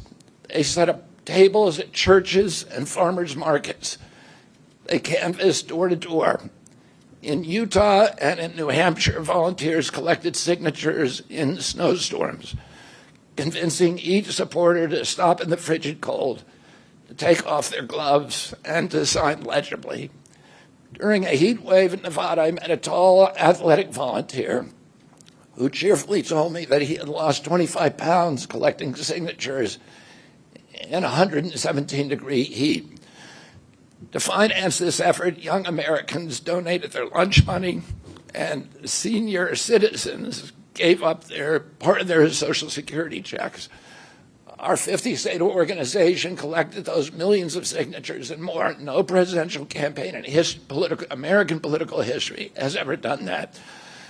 And so I want to thank all of those dedicated volunteers and congratulate the campaign staff who coordinated this enormous logistical feat. Your accomplishments were regarded as impossible. You carried me up that glass mountain. You pulled off a miracle. You achieved what all the pundits said could never be done. You have my deepest gratitude, and I'm never going to forget that, not just for what you did for my campaign, but for the sacrifices you made because you love our country. You showed everyone that democracy is still possible here. It continues to survive in the press and in the idealistic human energies that still thrive beneath a canvas of neglect and of official and institutional corruption. Today, I'm here to tell you that I will not allow your efforts to go to waste. I'm here to tell you that I will leverage your tremendous accomplishments to serve the ideals that we share, the ideals of peace, of prosperity, of freedom, of health, all the ideals that motivated my campaign. I'm here today to describe the path forward that you've opened with your commitment and with your hard labors. Now, in an honest system, I believe that I would have won the election. In a system the kind that my father and my uncles thrived in, a system with open debates, with fair primaries, with regularly scheduled debates, with fair primaries, and with a truly independent media untainted by government propaganda and censorship. In a system of nonpartisan courts and election boards, everything would be different. After all, the polls consistently showed me beating each of the other candidates, both in favorability and also in head-to-head matchups. But I'm sorry to say that while democracy may still be alive at the grassroots, it has become little more than a slogan for our political institutions, for our media, and for our government, and most sadly at all for me, for the Democratic Party. In the name of saving democracy, the Democratic Party set itself to dismantling it, lacking confidence in its candidate, that its candidate could win in a fair election at the voting booth. The DNC waged continual legal warfare against both President Trump and myself. Each time that our volunteers turned in those towering boxes of signatures needed to get on the ballot, the DNC dragged us into court, state after state, attempting to erase their work and to subvert the will of the voters who had signed those petitions. It deployed DNC-aligned judges to throw me and other candidates off the ballot and to throw President Trump in jail. It ran a sham primary that was rigged to prevent any serious challenge to President Biden. Then, when a predictably bungled debate performance precipitated the palace coup against President Biden, the same shadowy DNC operatives appointed his successor, also without an election. They installed a candidate who was so unpopular with voters that she dropped out in 2020 without winning a single delegate. My uncle and my father both relished debate. They prided themselves on their capacity to go toe-to-toe with any opponent in the battle over ideas. They would be astonished to learn of a Democratic Party presidential nominee who, like Vice President Harris, has not appeared in a single interview or an unscripted encounter with voters for 35 days. This is profoundly undemocratic. How are people to choose when they don't know whom they are choosing? And how can this look to the rest of the world? My father and my uncle were always conscious of America's image abroad because of our nation's role as the template for democracy, the role model for democratic processes, and the leader of the free world. Instead of showing us her substance and character, the DNC and its media organs engineered a surge of popularity for Vice President Harris based upon, well, nothing. No policies, no interviews, no debates, only smoke and mirrors and balloons in a highly produced Chicago circus. There in Chicago, a string of Democratic speakers mentioned Donald Trump 147 times just on the first day. Oh, who needs a policy when you have Trump to hate? In contrast, at the RNC convention, President Biden was mentioned only twice in 4 days. I do interviews every day. Many of you have interviewed me. Anybody who asks gets to interview me. Some days I do as many as 10. President Trump, who actually was nominated and won an election, also does interviews daily. How did the Democratic Party choose a candidate that has never done an interview or debate during the entire election cycle? We know the answers. They did it by weaponizing the government agencies. They did it by abandoning democracy. They did it by suing the opposition and by disenfranchising American voters. What most alarms me isn't how the Democratic Party conducts its internal affairs or runs its candidates. What alarms me is the resort to censorship and media control and the weaponization of the federal agencies. When a U.S. president colludes with or outright coerces media companies to censor political speech, it's an attack on our most sacred right of free expression, and that's the very right upon which all of our other constitutional rights rest. President Biden mocked Vladimir Putin's 88% landslide in the Russian elections, observing that Putin and his party controlled the Russian press and that Putin prevented serious opponents from appearing on the ballot. But here in America, the DNC also prevented opponents from appearing on the ballot. And our television networks expose themselves as Democratic Party organs.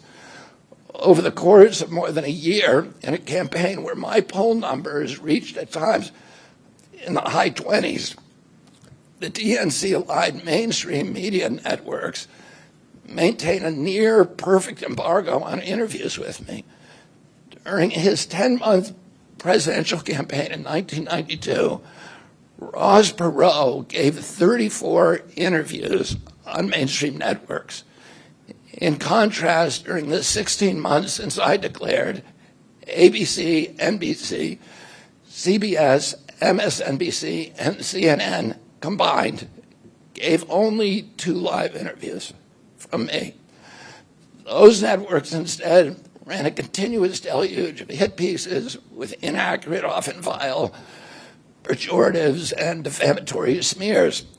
Some of those same networks and colluded with the DNC to keep me off the debate stage. Representatives of those networks are in this room right now, and I'll just take a moment to ask you to consider the many ways that your institutions have abdicated this really sacred responsibility, the duty of a free press to safeguard democracy and to challenge always the party in power. Instead of maintaining that posture of fierce skepticism toward authority, your institutions have made themselves government mouthpieces and stenographers for the organs of power. You didn't alone cause the devolution of American democracy, but you could have prevented it. The Democratic Party's censorship of social media was even more of a naked exercise of executive power. This week, a federal judge, Terry Doty, upheld my injunction against President Biden, calling the White House's censorship project, quote, the most egregious violation of the First Amendment in the history of the United States of America. Doty's previous 155-page decision details how just 37 hours after he took the oath of office, swearing to uphold the Constitution, President Biden and his White House opened up a portal and then invited the CIA, the FBI, CISA, which is a censorship agency, it's the center of the censorship industrial complex, DHS, the IRS, and other agencies to censor me and other political dissidents on social media. Even today, users who try to post my campaign videos to Facebook or YouTube get messages that this content violates community standards.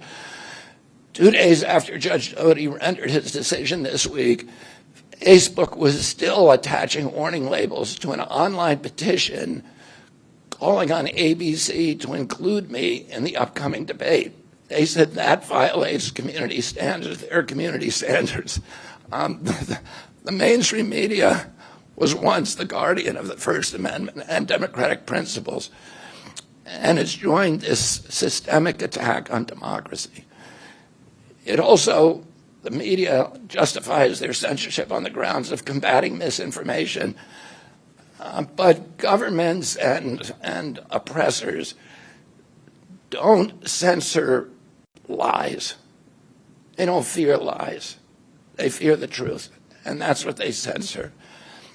And I don't want any of this to sound like a personal complaint, because it's not.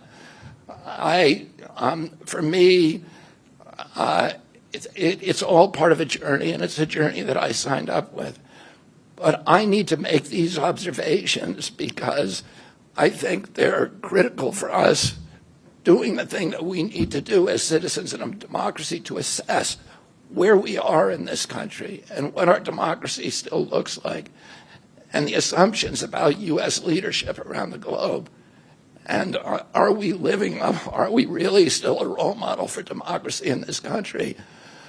Or have we made it, a kind of a joke? And here's the good news. While mainstream outlets denied me a critical platform, they didn't shut down my ideas, which have especially flourished among young voters and independent voters, thanks to the alternative media. Many months ago, I promised the American people that I would withdraw from the race if I became a spoiler. A spoiler is someone who will alter the outcome of the election but has no chance of winning. In my heart, I no longer believe that I have a realistic path to electoral victory in the face of this relentless systematic censorship and media control. So I cannot in good conscience ask my staff and volunteers to keep working their long hours or ask my donors to keep giving when I cannot honestly tell them that I have a real path to the White House. Furthermore, our polling consistently showed that by staying on the ballot in the battleground states, I would likely hand the election over to the Democrats, with whom I disagree on the most existential issues: censorship, war, and chronic disease. Oh, I want everyone to know that I am not terminating my campaign. I am simply suspending it and not ending it. My name, my name will remain on the ballot in most states. If you live in a blue state, you can vote for me without harming or helping President Trump or Vice President Harris. In red states, the same will apply. I encourage you to vote for me. And if enough of you do vote for me, and neither of the major party candidates win 270 votes, which is quite possible, in fact, today our polling shows them tying at 269 to 269, and I could conceivably still end up in the White House in a contingent election. But in about 10 battleground states where my presence would be a spoiler, I'm going to remove my name and I've already started that process and urge voters not to vote for me. It's with a sense of victory and not defeat that I'm suspending my campaign activities. Not only did we do the impossible by collecting 1 million signatures, we changed the national political conversation forever. Chronic disease, free speech, government corruption, breaking our addiction to war have moved to the center of politics. I can say to all who have worked so hard the last year and a half, thank you for a job well done. 3 great causes drove me to enter this race in the first place, primarily. And these are the principal causes that persuaded me to leave the Democratic Party and run as an independent. And now to throw my support to President Trump. The causes were free speech, the war in Ukraine, and the war on our children. I've already described some of my personal experiences and struggles with the government's censorship industrial complex. I want to say a word about the Ukraine war. The military industrial complex has provided us with a familiar comic book justification like they do on every war, that this one is a noble effort to stop a supervillain, Vladimir Putin, from invading the Ukraine and then to thwart his Hitler-like march across Europe. In fact, tiny Ukraine is a proxy in a geopolitical struggle initiated by the ambitions of the U.S. neocons for American global hegemony. I'm not excusing Putin for invading Ukraine. He had other options. But the war is Russia's predictable response to the reckless neocon project of extending NATO to encircle Russia, a hostile act. The credulous media rarely explain to Americans that we unilaterally walked away from 2 intermediate nuclear weapons treaties with Russia and then put nuclear-ready Aegis missile systems in Romania and Poland. This is a hostile act. And that the Biden White House repeatedly spurned Russia's offer to settle this war peacefully. The Ukraine war began in 2014 when U.S. agencies overthrew the democratically elected government of Ukraine and installed a hand-picked pro-Western government that launched a deadly civil war against ethnic Russians in Ukraine. In 2019, America walked away from a peace treaty, the Minsk Agreement, that had been negotiated between Russia and Ukraine by European nations.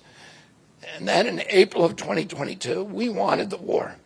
In April of 2022, President Biden sent Boris Johnson to Ukraine to force President Zelensky to tear up a peace agreement that he and the Russians had already signed, and the Russians were withdrawing troops from Kiev and Donbass and Lugansk. And that peace agreement would have brought peace to the region and would have allowed Donbass and Lugansk to remain part of Ukraine. President Biden stated that month that his objective in the war was regime change in Russia. His Defense Secretary, Lloyd Austin, simultaneously explained that America's purpose in the war was to exhaust the Russian army, to degrade its capacity to fight anywhere else in the world. These objectives, of course, have nothing to do with what they were telling Americans about protecting Ukraine's sovereignty. Ukraine is a victim in this war, and it's a victim of the West. Since then, of Russia and both Russia and the West. Since then, we have, since tearing up that agreement, forcing Zelensky to tear up the agreement, we've squandered the flower of Ukrainian youth, as many as 600,000 Ukrainian kids, and over 100,000 Russian kids, all of whom we should be mourning, have died, and the Ukraine's infrastructure is destroyed. The war has been a disaster for our country as well. We squandered nearly $200 billion already, and these are badly needed dollars in our communities, suffering communities all over our country. The Nord Stream pipeline sabotage and the sanctions have destroyed Europe's industrial base, which formed the bulwark of U.S. national security. A strong Germany with a strong industry is a much, much stronger deterrent to Russia, and a Germany that is and turned into just an extension of the U.S. military base. We've pushed Russia into a disastrous alliance with China and Iran. We're closer to the brink of nuclear exchange than at any time since 1962. And the neocons in the White House don't seem to care at all. Our moral authority and our economy are in shambles, and the war gave rise to the emergence of BRICS, which now threatens to replace the dollar as the global reserve currency. This is a first-class calamity for our country. Judging by her bellicose, belligerent speech last night in Chicago, we can assume that President Harris will be an enthusiastic advocate for this and other neocon military adventures. And President Trump says that he will reopen negotiations with President Putin and end the war overnight as soon as he becomes president. This alone would justify my support for his campaign. Last summer, it looked like no candidate was willing to negotiate a quick end to the Ukraine war, to tackle chronic disease epidemic, to protect free speech, our constitutional freedoms, to clean corporate influence out of our government, or to defy the neocons and their agenda of endless military adventurism. But now one of the two candidates has adopted these issues as his own, to the point where he has asked to enlist me in his administration. I'm speaking, of course, of Donald Trump. Less than 2 hours after President Trump narrowly escaped assassination, Callie Means called me on my cell phone. I was then in Las Vegas. Callie is arguably the leading advocate for food safety, for soil regeneration, and for ending the chronic disease epidemic that is destroying America's health and ruining our economy. Callie has exposed the insidious corruption at the FDA, the NIH, the HHS, and the USDA that has caused the epidemic. Callie had been working on and off for my campaign, advising me on those subjects since the beginning. And those subjects have been my primary focus for the last 20 years. I was delighted when Callie told me that day that he had also been advising President Trump. He told me President Trump was anxious to talk to me about chronic disease and other subjects, and to explore avenues of cooperation. He asked if I would take a call from the president. President Trump telephoned me a few minutes later, and I met with him the following day. A few weeks later, I met again with President Trump and his family members and closest advisors in Florida. In a series of long, intense discussions, I was surprised to discover that we are aligned on many key issues. In those meetings, he suggested that we join forces as a unity party. We talked about Abraham Lincoln's team of rivals. That arrangement would allow us to disagree publicly and privately, and fiercely, if need be, on issues over which we differ, while working together on the existential issues upon which we are in concordance. I was a ferocious critic of many of the policies during his first administration, and there are still issues and approaches upon which we continue to have very serious differences. But we are aligned with each other on other key issues, like ending the forever wars, ending the childhood disease epidemics, securing the border, protecting freedom of speech, unraveling the corporate capture of our regulatory agencies, getting the U.S. intelligence agencies out of the business of propagandizing and censoring and surveilling Americans and interfering with our elections. Following my first discussion with President Trump, I tried unsuccessfully to open similar discussions with Vice President Harris. Vice President Harris declined to meet or even to speak with me. Suspending my candidacy is a heart-rending decision for me, but I'm convinced that it's the best hope for ending the Ukraine war and ending the chronic disease epidemic that is eroding our nation's vitality from the inside, and for finally protecting free speech. I feel a moral obligation to use this opportunity to save millions of American children, above all things. In case some of you don't realize how dire the condition is of our children's health and chronic disease in general, I would urge you to view Dr. Carlson's recent interview with Callie Means and his sister, Dr. Casey Means, who is the top graduate of her class at Stanford Medical School. This is an issue that affects all of us far more directly and urgently than any culture war issue and all the other issues that we obsess on and that are tearing apart our country. This is the most important issue. Therefore, it has the potential to bring us together. So let me share a little bit about why I believe it's so urgent.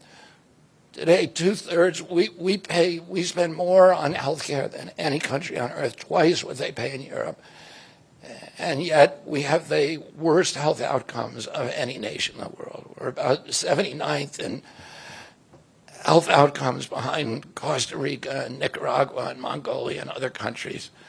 Nobody has a chronic disease burden like we have. And during the COVID epidemic, we had the highest body count of any country in the world. We had 16% of the COVID deaths, and we only have 4.2% of the world's population. And CDC says that's because we are the sickest people on earth. We have the highest chronic disease rate on earth. And the average American who died from COVID had 3.8 chronic diseases. So these were people who had immune system collapse, who had mitochondrial dysfunction. And no other country has anything like this. Two-thirds of American adults and children suffer from chronic health issues. 50 years ago, that number was less than 1%. So we've gone from 1% to 66%. In America, 74% of Americans are now overweight or obese, and 50% of our children. 120 years ago, when somebody was obese, they were sent to the circus. There were case reports done about them. Obesity was almost unknown. In Japan, the childhood obesity rate is 3% compared to 50% here. Half of Americans have prediabetes or type 2 diabetes. When my uncle was president, I was a boy. Juvenile diabetes was effectively non-existent. A typical pediatrician would see one case of diabetes during his entire career, a 40 or 50-year career. Today, 1 out of every 3 kids who walks through his office door is diabetic or pre-diabetic, and the mitochondrial disorder that caused diabetes also causing Alzheimer's, which is now classified as diabetes, and it's costing this country more than our military budget every year. There's been an explosion of neurological illnesses that I never saw as a kid: ADD, ADHD, speech delay, language delay, Tourette syndrome, narcolepsy, ASD, Asperger's, autism. In the year 2000, the autism rate was 1 in 1,500. Now autism rates in kids are 1 in 36, according to CDC nationally. Nobody's talking about this. 1 in every 22 kids in California has autism. And this is a crisis that 77% of our kids are too disabled to serve in the United States military. What is happening to our country? And why isn't this in the headlines every single day? There's nobody else in the world that is experiencing this. This is only happening in America. About 18%, and by the way, there has been no change in diagnosis, which the industry sometimes like to say. There has been no change in screening. This is a change in incidence. In my generation, 70-year-old men, the autism rates are about 1 in 10,000. In my kids' generation, 1 in 34. I'll repeat, in California, 1 in 22. Why are we letting this happen? Why are we allowing this to happen to our children? These are the most precious assets that we have in this country. How can we let this happen to them? About 18% of American teens now have fatty liver disease. That's like 1 out of every 5.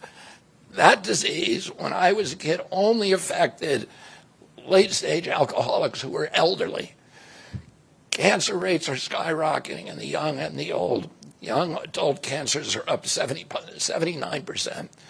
1 in 4 American women is on antidepressant medication. 40% of teens have a mental health diagnosis. And 15% of high schoolers are on Adderall, and 500,000 children on SSRIs. So what's causing this suffering? I'll name 2 culprits. First, and the worst, is ultra-processed food.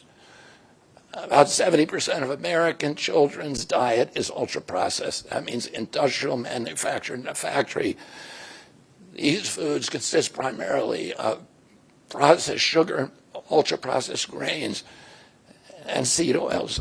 Laboratory scientists who many of them formerly worked for the cigarette industry, which purchased all the big food companies in the 1970s and 80s, deployed thousands of scientists to figure out chemicals, new chemicals, to make the food more addictive. And these ingredients didn't exist 100 years ago. Humans aren't biologically adapted to eat them. Hundreds of these chemicals are now banned in Europe, but ubiquitous in American processed foods. The second culprit is toxic chemicals in our food, in our medicine, in our environment. Pesticides, food additives, pharmaceutical drugs, and toxic waste permeate every cell of our bodies. The assault on our children's cells and hormones is unrelenting. To name just one problem, many of these chemicals increase estrogen because young children are ingesting so many of these hormone disruptors. America's puberty rate is now occurring at age 10 to 13, which is 6 years earlier than girls were reaching puberty in 1900. Our country has the earliest puberty rates of any continent on the earth. And no, this isn't because of better nutrition. This is not normal.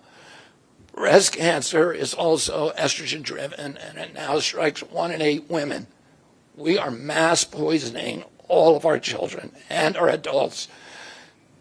Considering the grievous human cost of this tragic epidemic of chronic disease, it seems almost crass to mention the damage it does to our economy. But I'll say, it is crippling the nation's finances. When my uncle was president, our country spent $0 on chronic disease. Today, government health care spending is almost all for chronic disease. And it's double the military budget. And it is the fastest growing budget item in the federal budget. And chronic disease costs more to the economy as a whole, costs at least $4 trillion, 5 times our military budget. And that's a 20% drag on everything we do and everything we aspire to. Poor and minority communities suffer disproportionately. People who worry about DEI or about bigotry of any kind, this dwarfs anything. We are poisoning the poor. We are systematically poisoning minorities across this country. Industry lobbyists have made sure that most of the food stamp lunch program, about 70% of food stamps and about 70 or 77% of school lunches are processed foods. There's no vegetables. There's nothing that you would want to eat. We are just poisoning the poor citizens, and that's why they have the highest chronic disease burden of anybody, any demographic in our country, and the highest in the world. The same food industry lobbied to make sure that nearly all agricultural subsidies go to commodity crops that are the feedstock of processed food industry. These policies are destroying small farms, and they're destroying our soils. We give about I think, 8 times as much in subsidies to tobacco than we do to fruits and vegetables. It makes no sense if we want a healthy country. The good news is that we can change all this.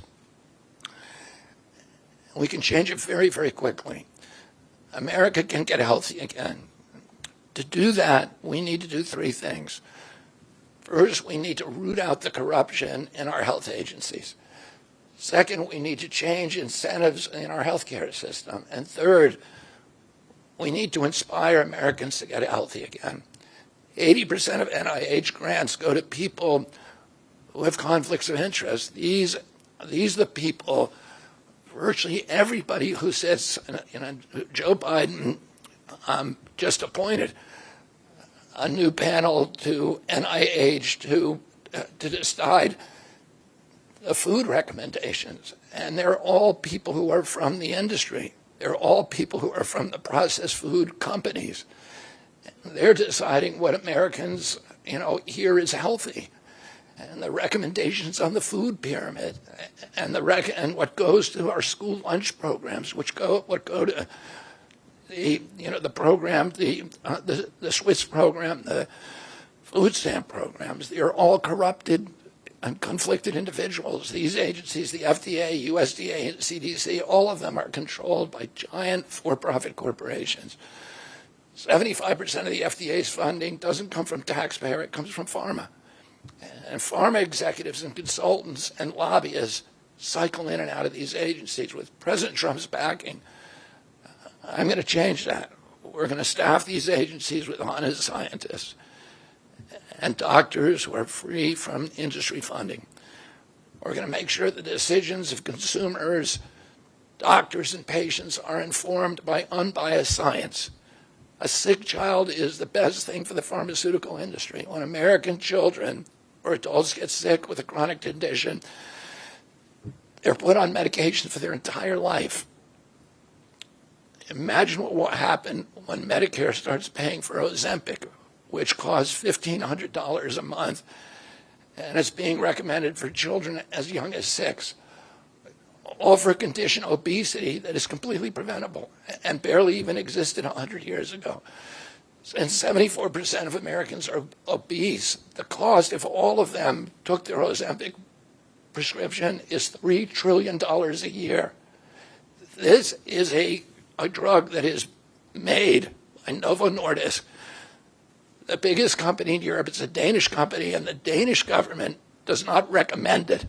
It recommends change in diet to treat obesity and exercise. And in our country, the recommendation now is for Ozempic to children at age 6. Novo Nordisk, the biggest company in Europe, and virtually its entire value is based upon its projections of what it's going to sell, of the Ozempic it's going to sell to America.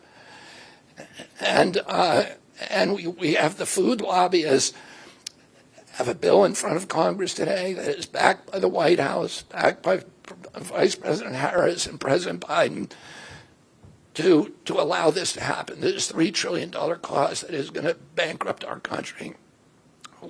For a fraction of that amount, we could buy organic food for every American family, 3 meals a day, and eliminate diabetes altogether. We're going to bring healthy food back to school lunches. We're going to stop subsidizing the worst foods with our agricultural subsidies. We're going to get toxic chemicals out of our food. We're going to reform the entire food system. And for that, we need new leadership in Washington. Because unfortunately, both the Democrats and the Republican parties are in cahoots with the big food producers, Big Pharma and Big Ag, which are among the DNC's major donors. Vice President Harris has expressed no interest in addressing this issue. 4 more years of Democratic rule will complete the consolidation of corporate and neocon power, and our children will be the ones who suffer most. I got involved with chronic disease 20 years ago, not because I chose to or wanted to. It was essentially thrust upon me. It was an issue that should have been central to the environmental movement. I was a central leader at that time, but it was widely ignored by all the institutions, including the NGOs, who should have been protecting our kids against toxins. It was an orphaned issue, and I had a weakness for orphans.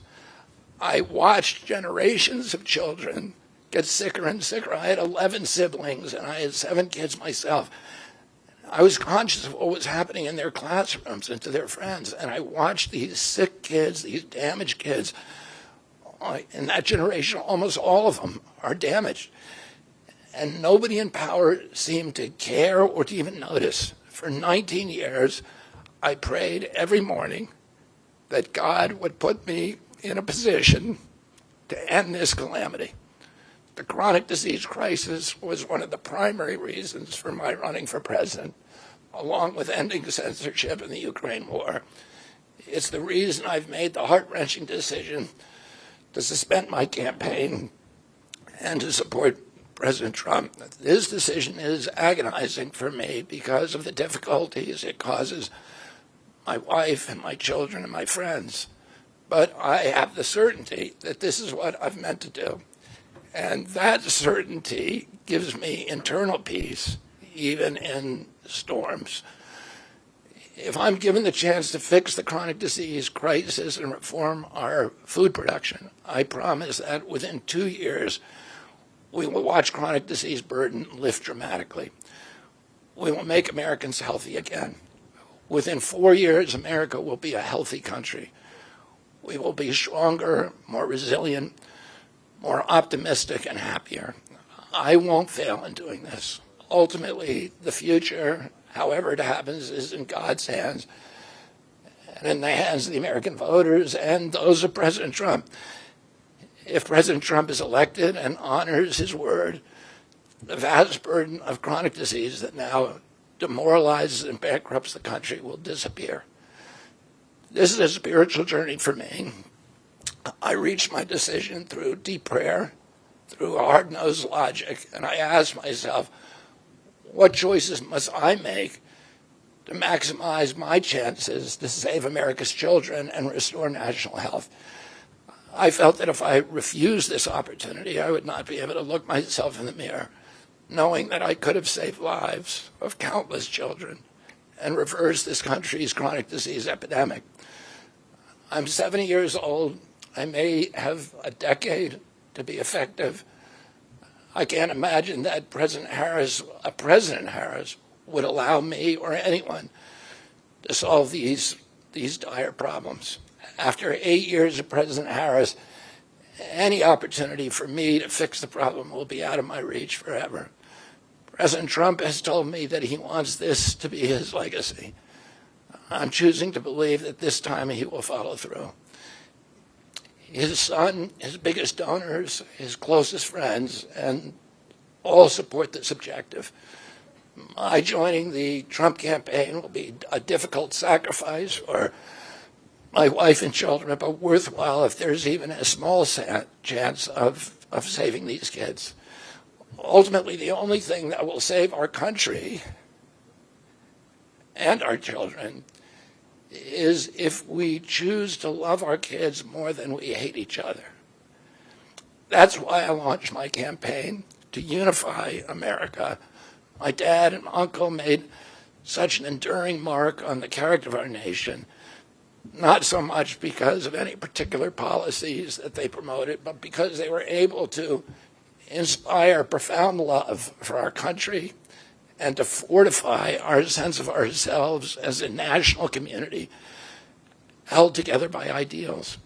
They were able to put their love into the intentions and hearts of ordinary Americans and to unify a national populist movement of Americans, blacks and whites, Hispanics, urban and rural Americans. They inspired affection and love and high hopes and a culture of kindness that continue to radiate among Americans from their memory. That's the spirit on which I ran my campaign and that I intend to bring into the campaign of President Trump.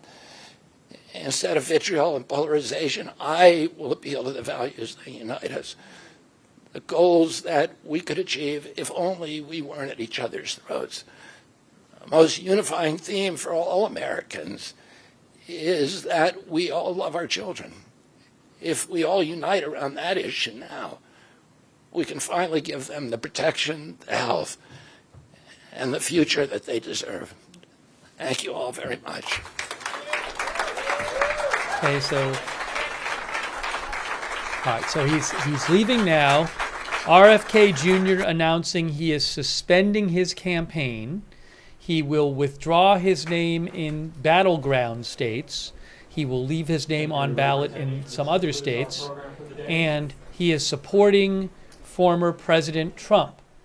Trump is speaking right now, but I actually have the video of Trump speaking right now. Guys, real quick, let's go over to Trump speaking right now. He already mentioned, he said that they got a nice endorsement. I believe, I saw reported that Trump already said that he got a nice endorsement from RFK or something like that, and he'd be talking about RFK tonight. But really quick, just to do it, let me take you over for a second to the Trump speaking, just so you can see it for a second. Hang on a moment here, and then I'll talk to you about this. And his no tax on tips policy is going to help my family. It's going to bring immediate relief to my pocketbook and my 7 kids and all of you here who have children and families to take care of. This is going to be a great thing for all of us. So let's get out and vote for President Trump. Let's win Nevada for President Trump. Let's get out there. Register all your friends and family. Tell everybody about this policy.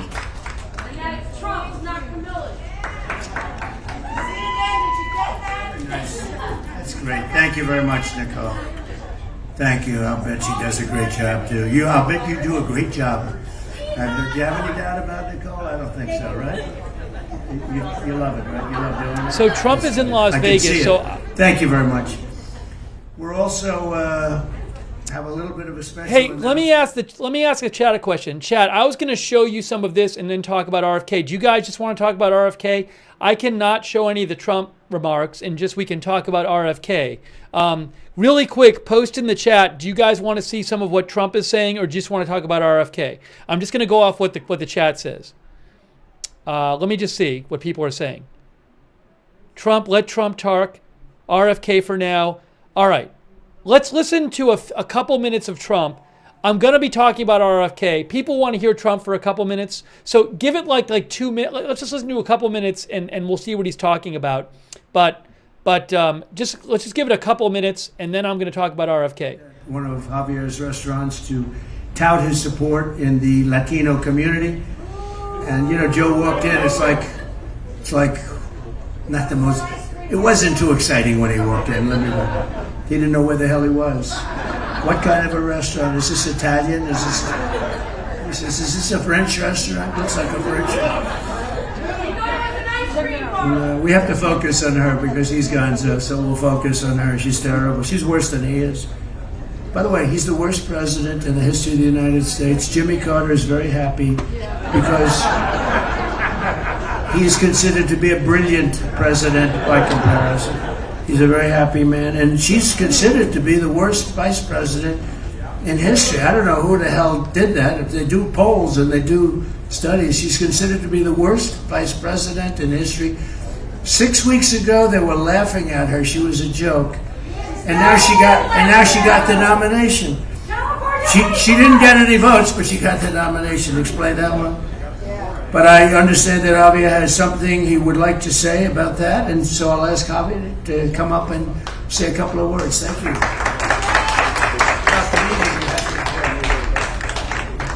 Oh, thank you for being here, President Donald Trump. Me and my family really appreciated you guys give us the opportunity to host this event, so important. And I was telling them earlier, before you got here, that I came when Ronald Reagan was the president. And you know what? I really miss those times. So I need you to please make America great again. Thank you. And we will. We will. You got a good sample. Yes, we will. Yes, we will. My daughter over there, and she agrees with you 100%. My daughter over there. That's a beautiful daughter. She really thinks you are cuter than Oh, I see. She agrees on that. Well, that's a good thing to agree on. That's very nice. Thank you very much, Shelby. Appreciate it. Great job you're doing. So thank you to Javier, to everybody under my leadership. Our Latino American community has prospered, like, as you know, and as he knows, prospered like never before. Yeah. And you know, we're winning. We won places. The governor of Texas called me. The last election, we won every border town along the border, and almost entirely Hispanic.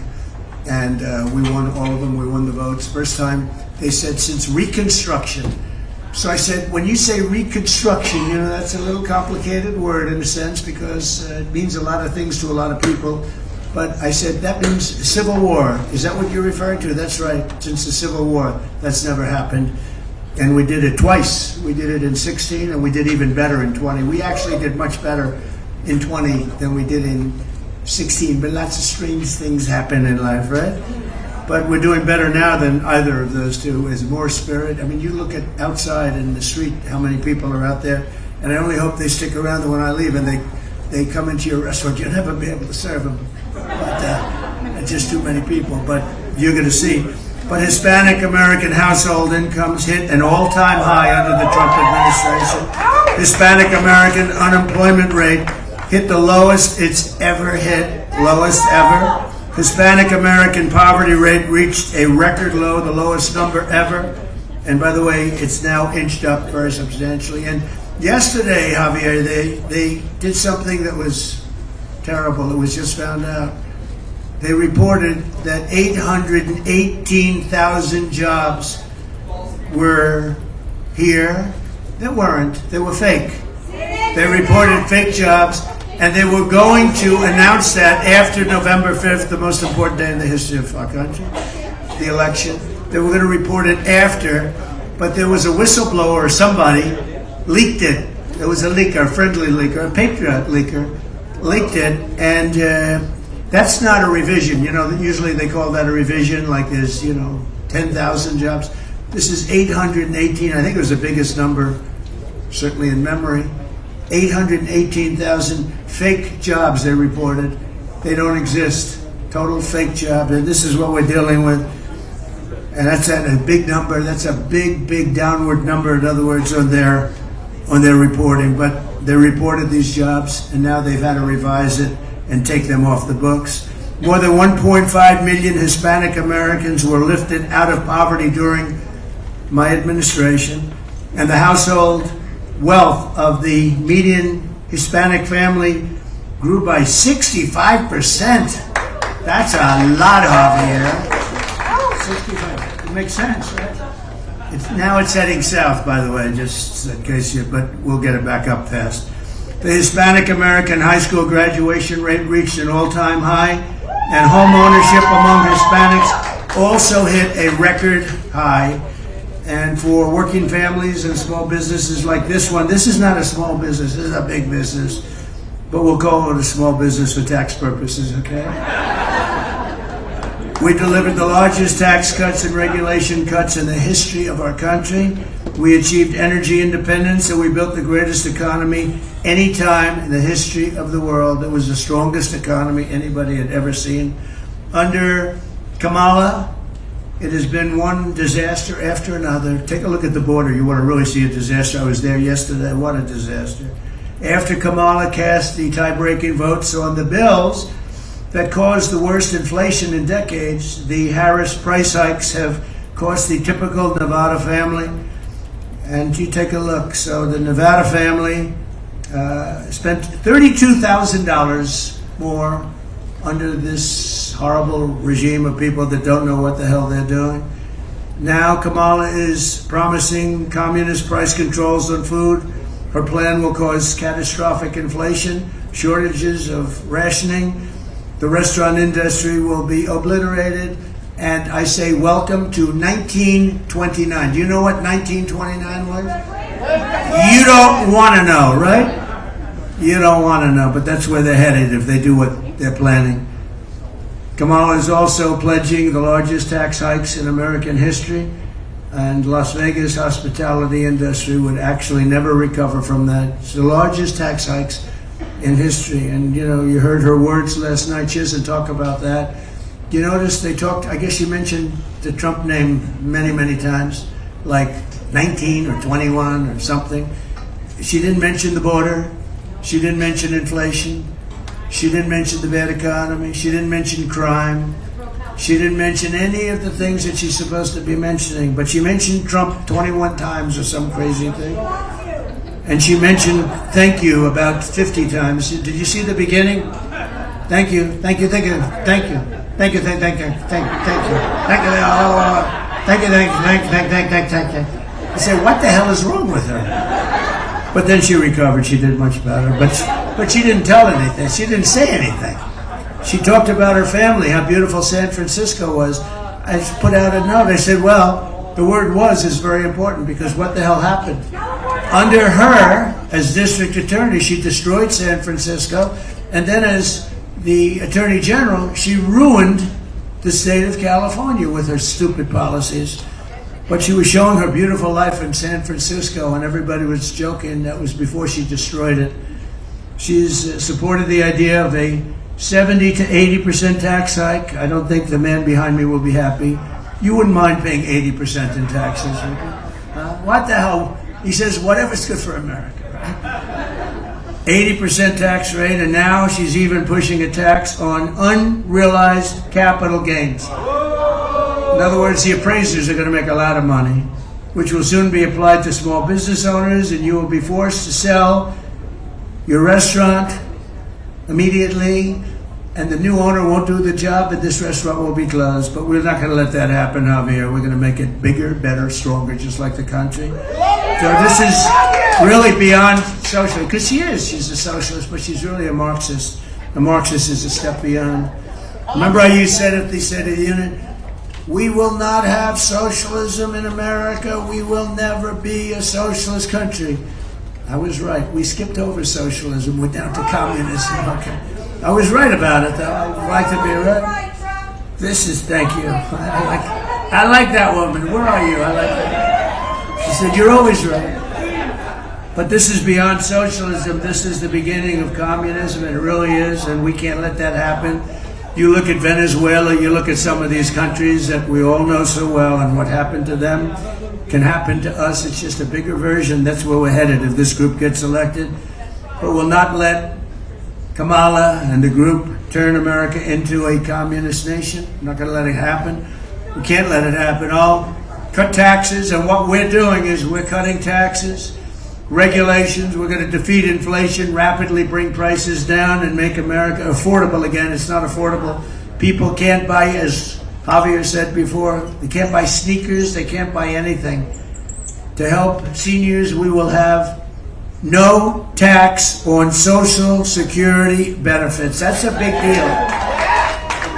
I don't know. I'm trying to figure for restaurant workers, and all workers, tip workers, it's no tax on tips, but the Social Security, no tax, because they've driven them out of business. These people have suffered, and they've done things the right way. They've saved, and then the inflation destroyed them. And we're going to have no tax on Social Security benefits, and that's a big thing, and it's very important. Just as important as what I said before about the no tax on tips. Kamala wants to bring sky-high California energy prices to the rest of the country, and they have just destroyed California. First time ever, more people left California than came in. They've never had that before because they have the best weather, the most beautiful land. Everything is so good, but they have a terrible governor. He doesn't know what the hell he's doing, but he's got a great line of bullshit. You know? He's got a good line of stuff. We're doing great in California. You know the U-Haulets and the trailers and stuff? They go to Texas, Florida, other states, right? And they don't know what to do. They only go one way. They want to try and get them. They want to try and get them back. They have a hard time bringing them back. They don't know what to do. But under the extremist net zero energy policies, what you call them, the extremist, the radical people, they're really hurting our country and ultimately destroying our country.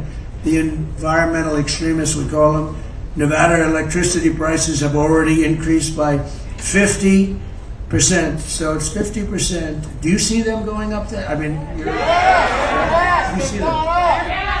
They've gone up by 50% over a very short period of time, and I'll unleash American energy, and we'll cut your prices in half. We'll be able to get your energy prices cut in half, and that goes for the whole nation. That's ridiculous that they've increased that much, and you see that. Well, that's terrible. I'll deliver universal school choice, letting your child go to the public, private, religious, charter school of your choice, the family's choice, and it's something. School choice is a big deal. It's a big deal. Everybody wants school choice. And I'll support our police and stop the crime wave that was caused by this woman. What she's done on the border, you know, she was the border czar. She doesn't want to talk about it. She said, I'm not the border czar. For 4 years, she's the border czar. Now she's not the border czar all of a sudden. You know why? Because people are coming in at levels that nobody's ever seen before. They're coming in by the millions, and they're coming from jails and prisons. They're slightly different meaning. They're coming from mental institutions and insane asylums. They're emptying out so many of their cities of criminals, and they're busing them into the good old USA. They're busing the worst gang members, the worst drug dealers, terrorists, and they're bringing them in and dropping them here. They're saying, if you come back, we're going to kill you. We're going to kill you if you come back, or we'll give you the death penalty, but we're going to kill you if you come back. So they're dropping their criminals here. They're emptying their jails and dumping everybody, and these are tough people too, and they're dumping them into our country. And you take a look at the prison populations all over the world. We're not just talking about South America, all over the world. The Congo in Africa. Many people are coming out of the Congo, and they're coming from jails in the Congo. So their jails are being emptied, the mental institutions are being emptied, and they're all coming to the USA. There'll be customers very shortly of Javier's fine restaurant. What's happening is horrible. It's horrible, and they're destroying our country, and we're going to do the largest deportation in the history of America. We have no choice. And you see the death. You see the death and destruction they're causing. I was at the border yesterday with some people whose families were just obliterated by these horrible, horrible people that have been allowed to come in. And remember, terrorists are coming in at levels we've never seen before. Only bad things can happen.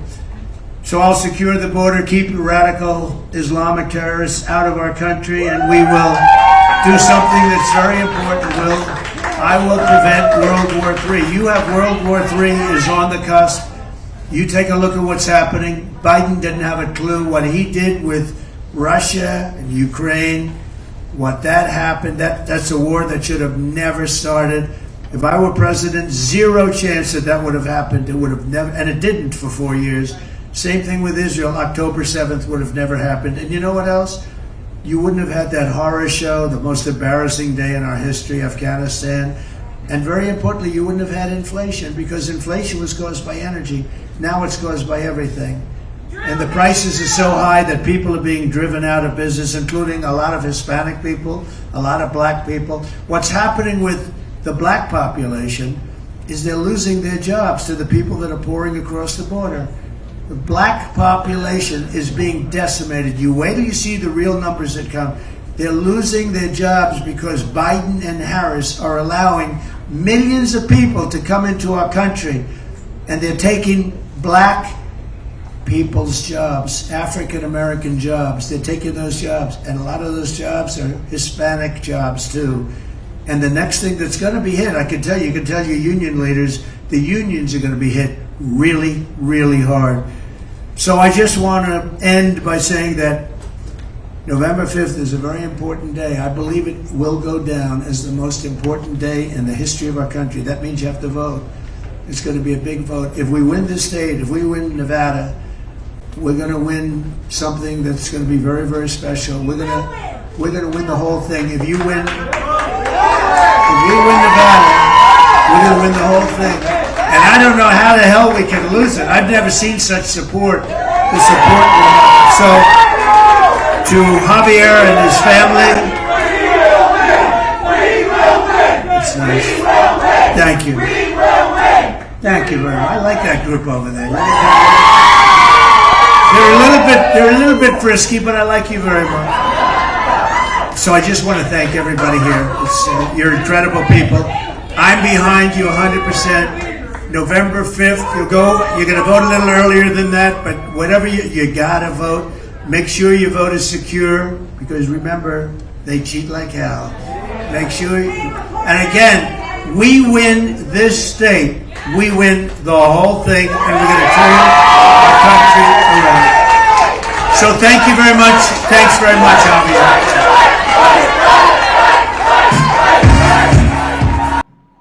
Okay, so thanks for sticking around. We watched RFK Jr. speak, but once RFK Jr. finished, Trump was speaking live in Las Vegas. So more of you, a bunch of you, I polled the audience, and more of you wanted to just watch the end of his remarks first. So we watched the end of Trump's remarks. He is going to be doing a rally tonight in Arizona, and it's possible that RFK Jr. will appear there. I think I'm going to end up covering that rally, because it seems like there's a decent chance RFK Jr. will appear at the rally, because RFK Jr. A short while ago, and you can rewind this broadcast if you missed the speech, but RFK Jr. said he's suspending his campaign, he's pulling his name off the ballot in battleground states, and he said, RFK Jr., that he is supporting Trump. And then I think maybe that guy on the right there is a fan of Trump's and said his daughter is a big fan of Trump's. So I'm guessing maybe he's standing with his daughter now. Although I'm not sure about this now. Maybe his daughter is one of the people there. But he said his daughter really was a big fan of Trump. So anyways, so what I'm gonna do is I'll probably cover the rally, which. We're going to talk a little bit about RFK Jr. and then I'm going to get off and eat something and then come back on probably for the rally, because I do think there's a decent chance that RFK Jr. will be at the rally, because RFK Jr.'s speech was in Phoenix and Trump's rally is in Glendale, Arizona, which is just the next city over from Phoenix. So I do, and also the Trump campaign has teased a special guest at their rally. So I do want to cover that rally if there's a chance that RFK Jr. is going to appear at the rally.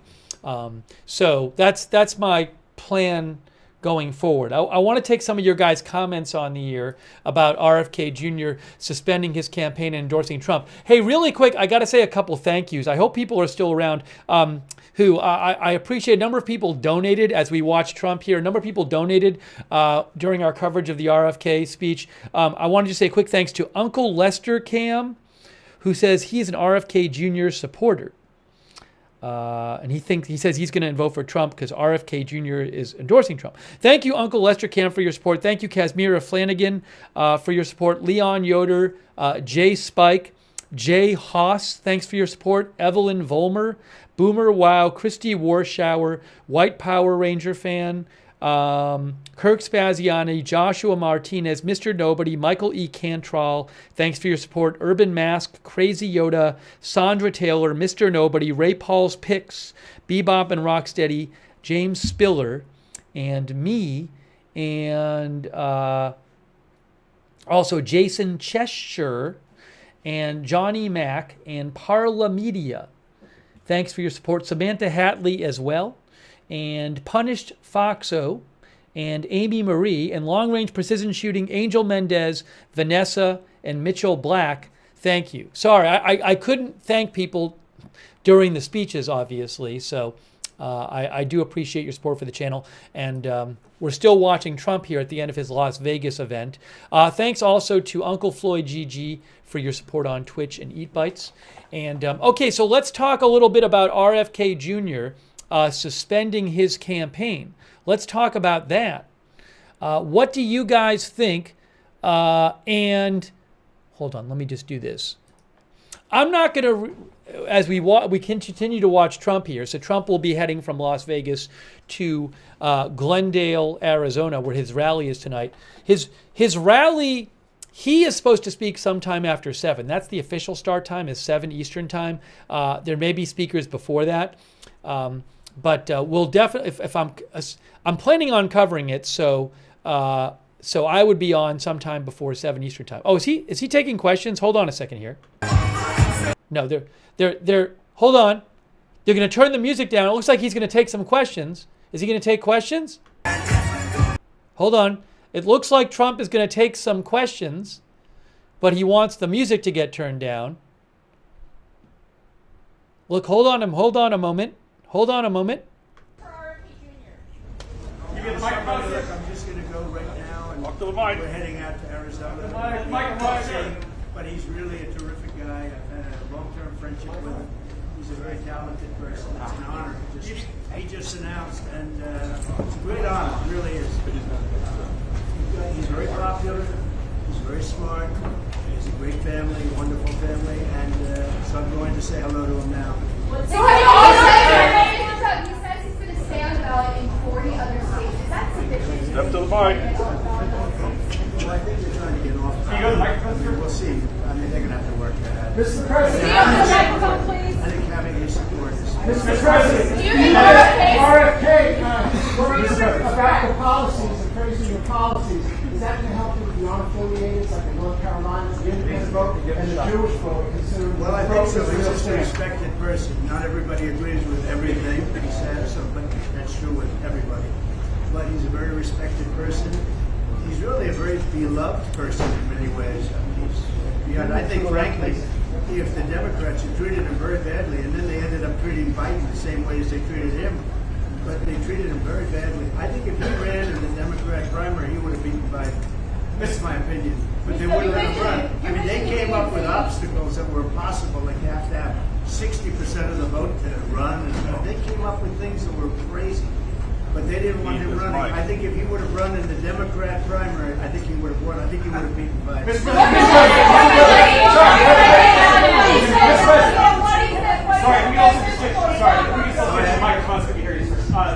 Fox News has learned that at least 5 agents have been put on leave after what happened in Butler, Pennsylvania.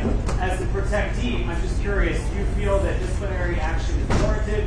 Are you still able to feel safe with your security? And if you can answer the question. Well, I have great confidence in the Secret Service. I've been dealing with them a long time. And I will say that I don't know about the 5 or the 6 agents that you're talking about. I think they're from, for the most part, a different area. But I will say that they learned a lot. And we lost a tremendous person in Corey, as you know.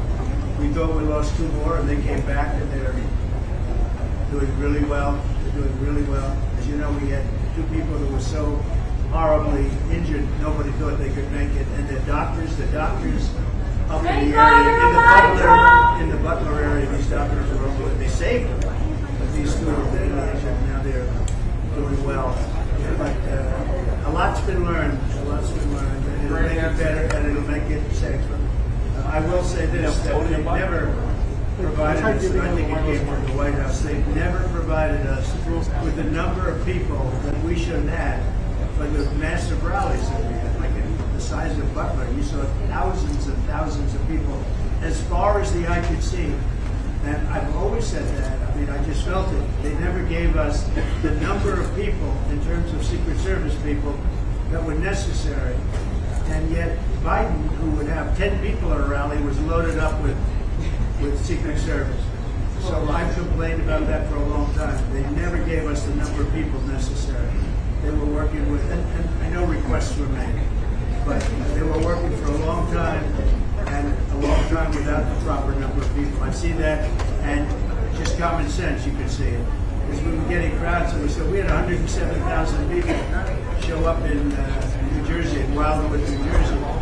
We had 88,000 people in South Carolina. We never had the number of people that were necessary to protect somebody, and including the people themselves. So I think they should probably look at that. You mentioned rallies, and that came out of Biden. So. Hold your microphone. Hold the microphone. On the general stage, on the general stage, there's a widespread perception that commenters when listening to Biden on the Democratic ticket run you off your brain, gotten under your skin. What do you say about it? No, I think we're doing great. I think we're leading.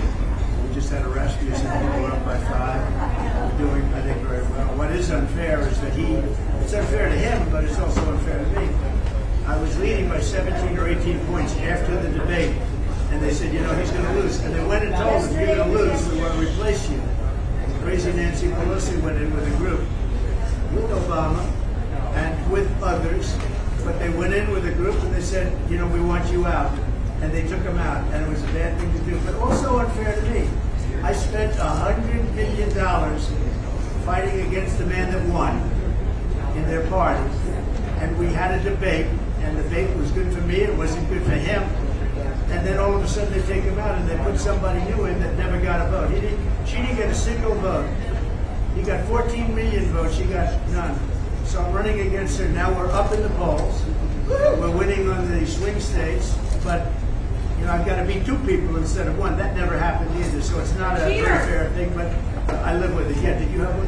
Yeah, do you think the rank in front of the mic union for the culinary workers and appeal away from the leadership of the I do. I think they're going to appeal away and endorse me. I think the culinary union is going to, because a lot of the people, a big percentage of the people, of course, they always support at the top level.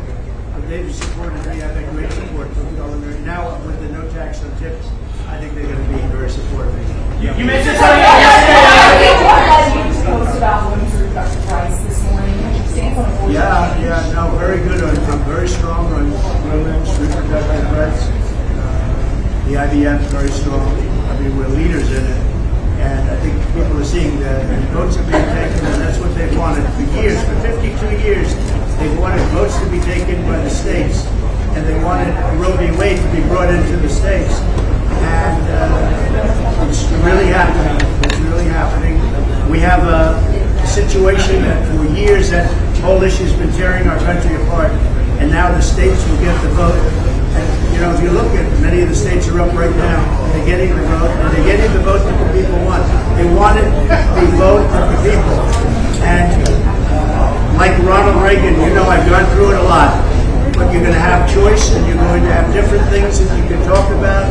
But when you get into that issue, reproductive rights, I think what we've done is so right.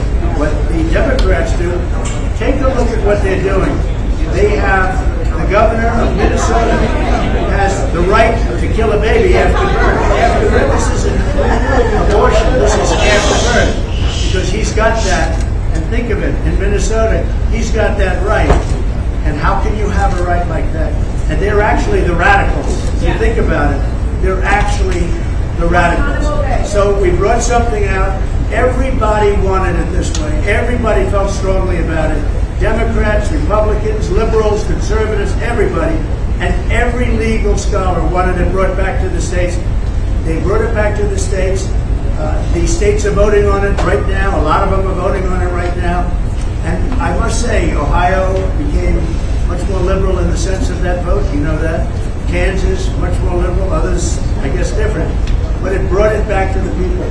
Nobody wanted it. Nobody wanted it to remain in the federal government. And it won't be in the federal government. It will never be in the federal government. It will be in the states where everybody wanted it. And if you go back and look back 10 years, 15 years, everybody wanted it. Legal scholars, everybody wanted it brought back to the states. And that's where it is. Do not want abortion rights to be taken away from them. How do you respond? They won't be taken away. They won't be taken away. Mr. President.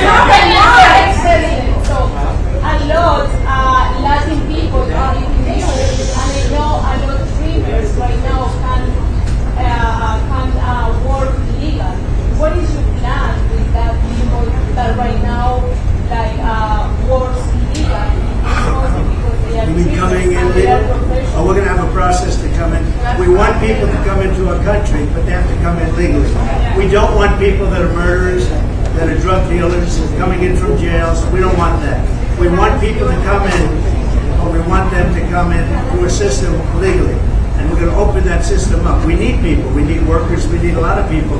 We want them to come into our country, but we don't want to come in from prisons. We don't want to gang members that Venezuela gives us the MS-13 gang members. We don't want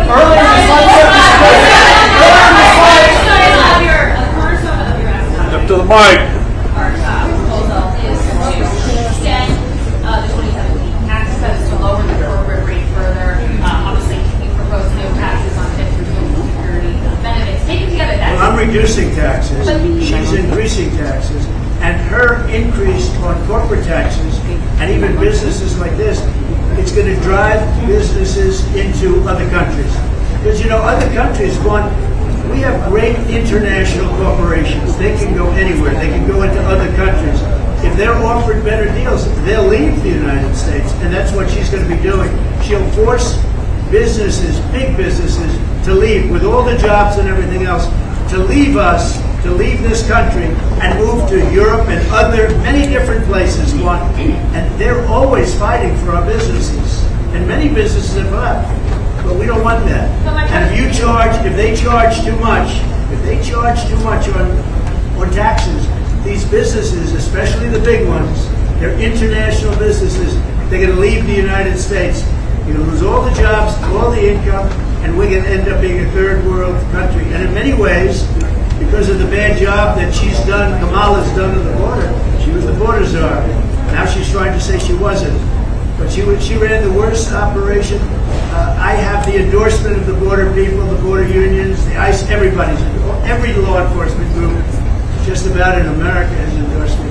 What she's done on the border is so bad and so dangerous for our country, and it's going to ruin our country. We have to stop.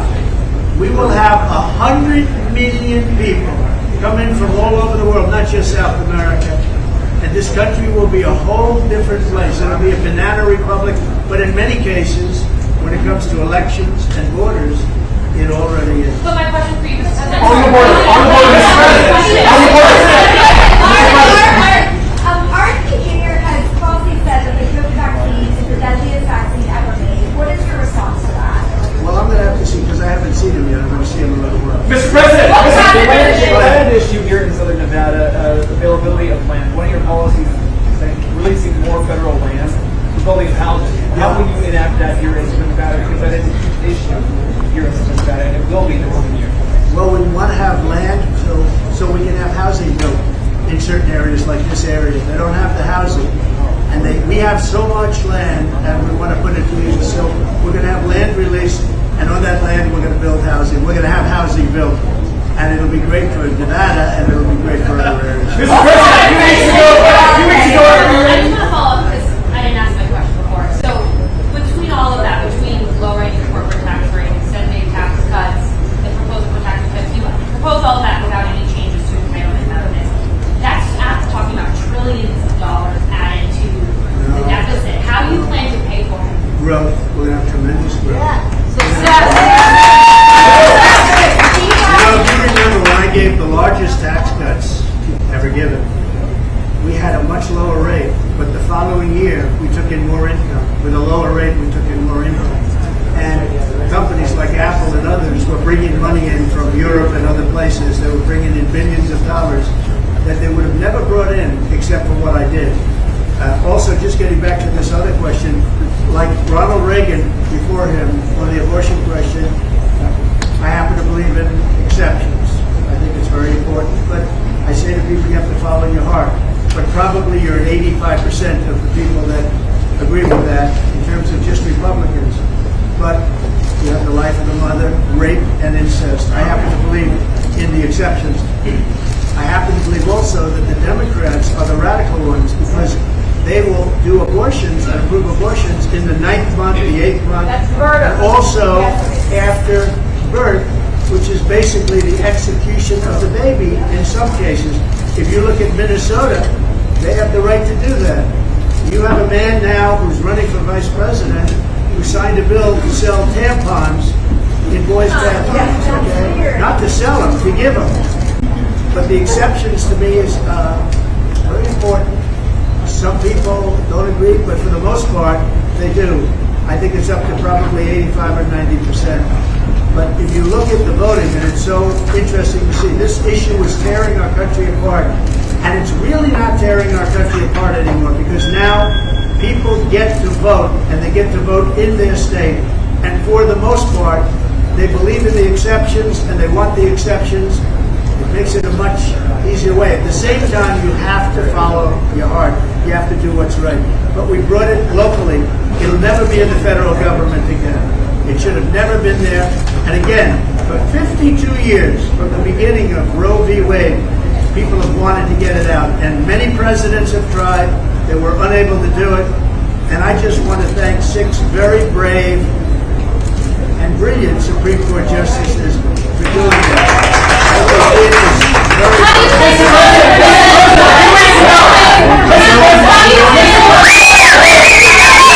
Going to Arizona now.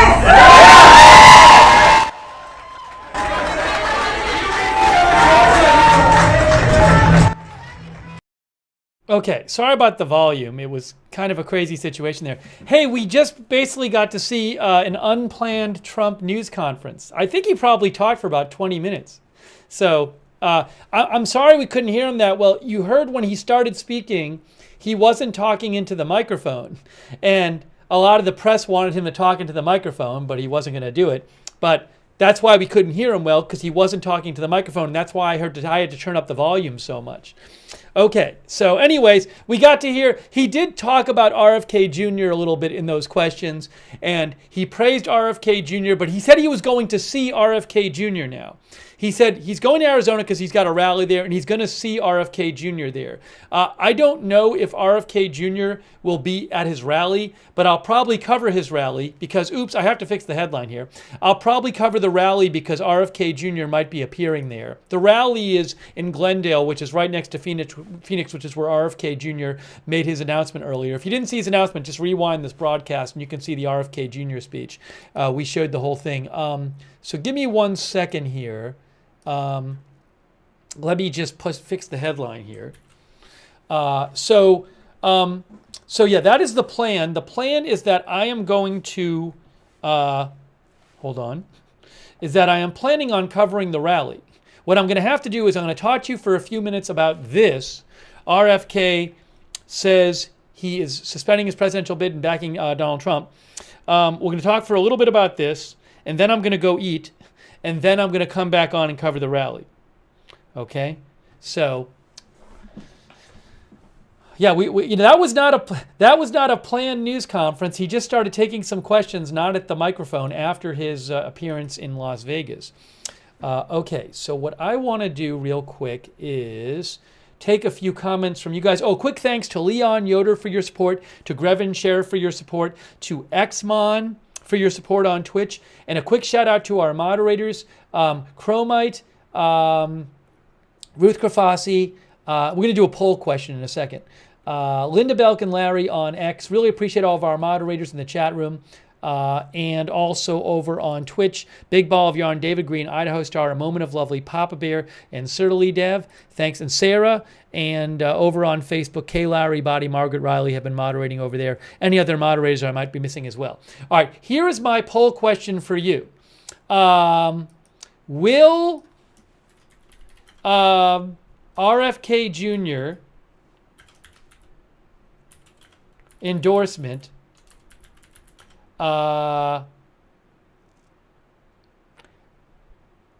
make a difference? How do I say this?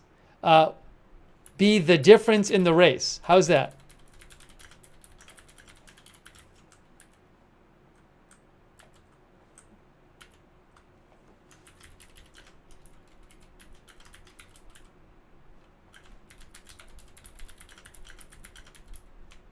I will say somebody wanted help or hurt Trump. Let's do help or hurt Trump. Help or hurt Trump. It's up to you. We'll do that.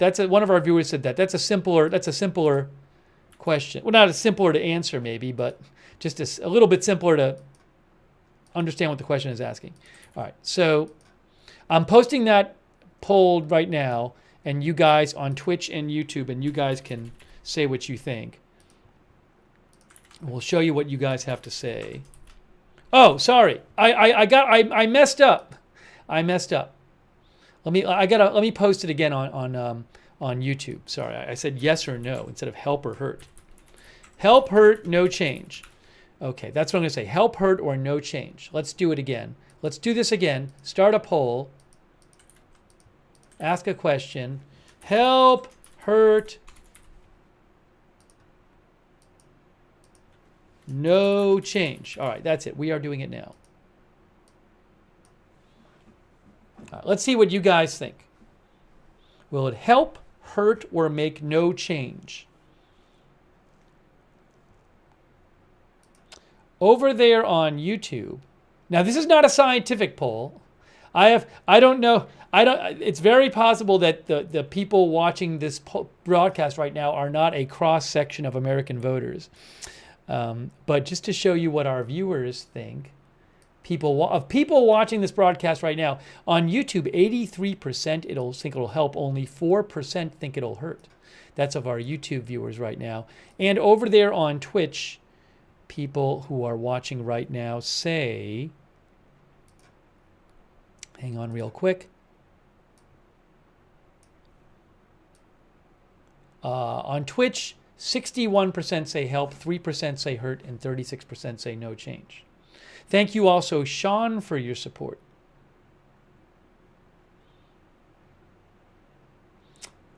Sean, our viewer, thinks RFK Jr. is disingenuous. Sean says, how can you meaningfully endorse either candidate if you try to negotiate with each candidate?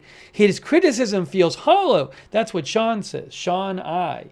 Thank you, Sean, for your support. Let's see here. Donald Skywalker says his support will help, but I don't think as much as him staying in the race and splitting the vote for Dems would have helped. So Donald Skywalker thinks it'll help Trump that he's supporting Trump, but he thinks RFK Jr. would have helped Trump more staying in the race. Let's see here.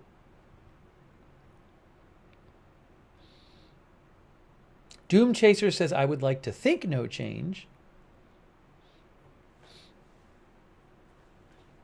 All right, I'm gonna remove the poll from the screen, but thank you for voting in our poll. We'll talk a little bit about what happened. A little summary here just from Associated Press. Robert F. Kennedy Jr. suspended his independent campaign for president today. If you missed it, you can rewind this broadcast and you can watch. He did a whole speech. It was like, I want to say it was like an hour long or something. So you can go back and watch it if you want the details of his speech. Just watch it on this stream. He suspended his campaign. He endorsed Trump, a late-stage shakeup of the presidential race that could give the former president a modest boost from Kennedy's supporters. Kennedy said his internal polls had shown that his presence in the race would hurt Trump and help Kamala Harris, though recent public polls don't provide a clear indication that he is having an outsized impact on support for either major party candidate. Kennedy cited free speech, the war in Ukraine, and a war on our children, what he also referred to as a chronic disease crisis, as among the reasons he would try to remove his name from the ballot in the battleground states.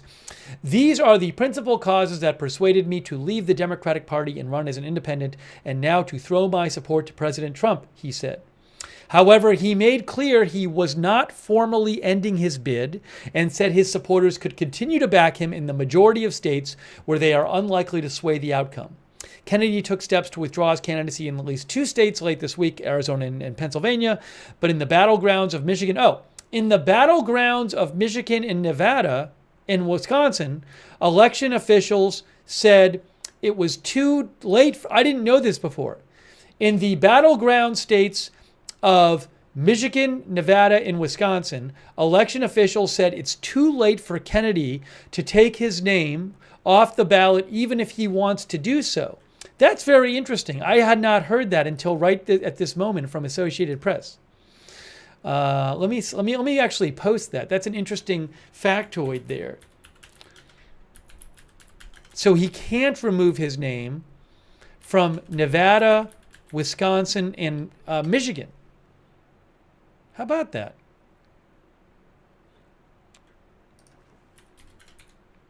So I have to post that because I think it's important. Give me one moment. Just give me one moment here.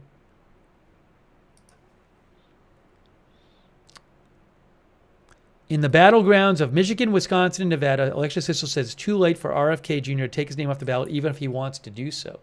Interesting. Let me just post this real quick.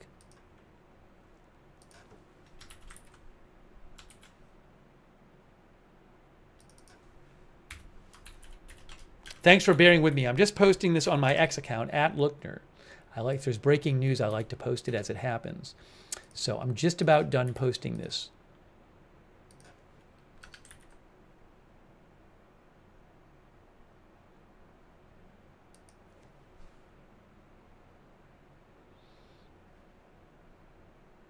Okay, I'm posting it now.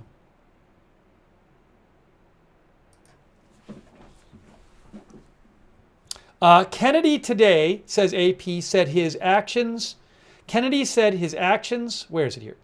Kennedy said his actions today followed conversations with Trump over the past few weeks. He cast their alliance as a unity party, an arrangement that would allow us to disagree publicly and privately and seriously. Hours after this announcement, Trump is going to hold a rally tonight in neighboring Glendale. Trump's campaign teased that Trump would be joined by a special guest, though neither campaign responded to messages about whether Kennedy would be that guest. So again, I'm going to take a few comments from you now, and then I'm going to get off the air and eat, and then come back on and cover the rally. Okay? That's my plan. Let me take some more comments from you. Hey, thanks, Greek the Jimmy, for your support, who thinks it's unlikely to change anything, but he's a greater risk to hurt Trump, thinks Greek the Jimmy. Jimmy thinks amplifying a support from a guy with brainworms who eats roadkill. This is what Jimmy, our viewer, is saying.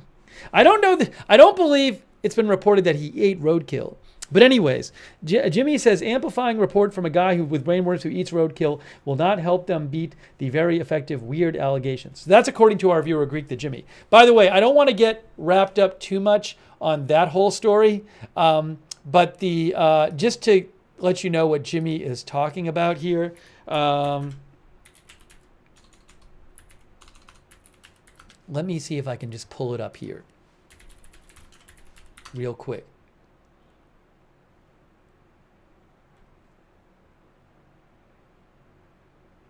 Yes, this is the story that Jimmy was talking about, that Greek the Jimmy was talking about. This is from, a few weeks ago. Robert F. Kennedy Jr. says he left a dead bear in Central Park as a prank. Independent presidential candidate Robert F. Kennedy Jr. once retrieved a bear that was killed by a motorist and left it in New York Central Park with a bicycle on top, sparking a mystery that consumed the city a decade ago. He said... described the incident in a video that was posted to social media a few weeks ago, adding it would be included in a New Yorker article.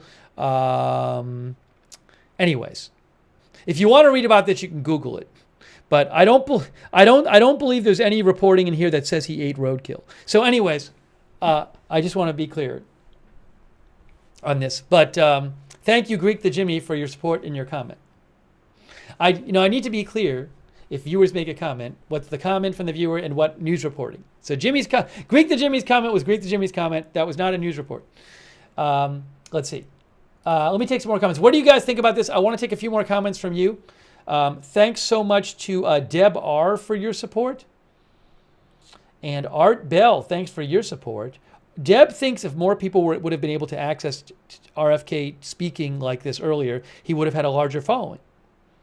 Thank you, Cancery, for your support, and Stormthrower for your support as well. I really appreciate that. Thank you. Let me take a few more comments from you guys. Light Engine thinks that everything he said was and is true. Well, let me say this.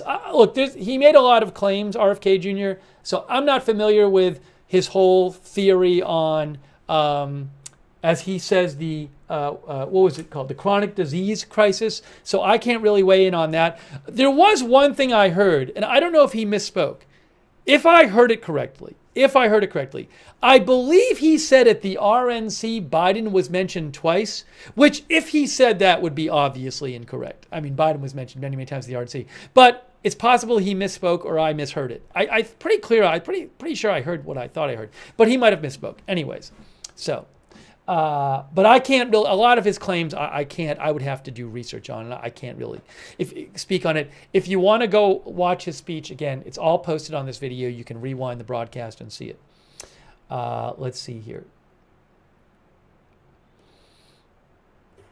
I want to take a few more comments. He did say that the Trump had offered him some sort of position, I believe. I think in the administration, I think he said that. Let's see if I can find this here.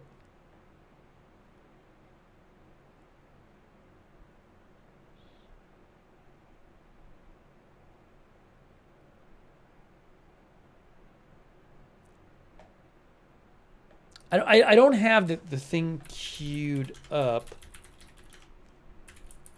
But let me just see if I can find it here.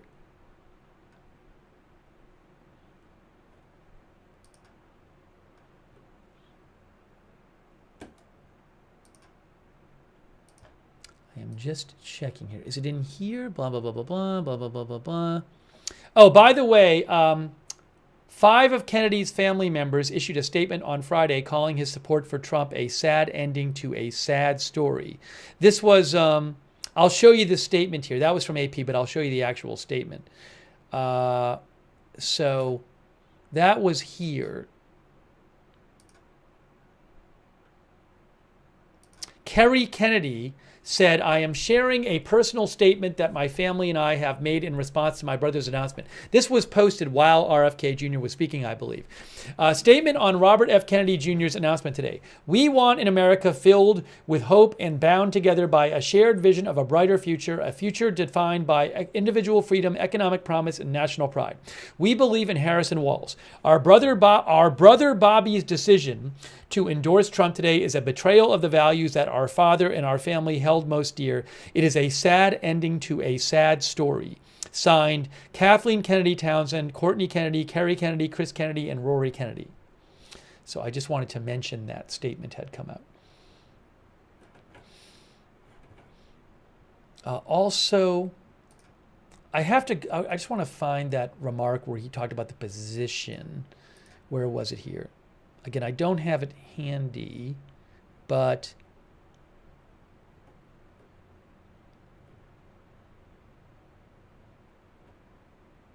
hold on one moment.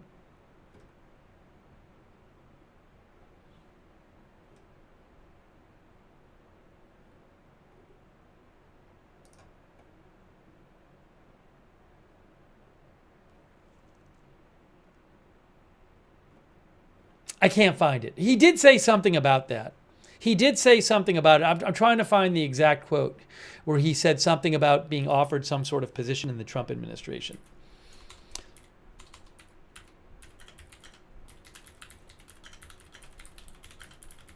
I don't believe the Trump administration has confirmed that at this point.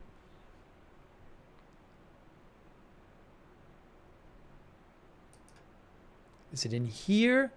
Blah, blah, blah, blah, blah. Why can't I find it in any of these articles?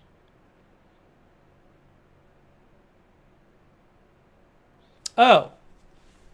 So, here's a quote that NBC News said. RFK Jr. said this in the speech. This is a quote. "One of the 2 candidates has adopted these issues as his own to the point where he has asked to enlist me in his administration." I'm speaking, of course, of Donald Trump. So according to,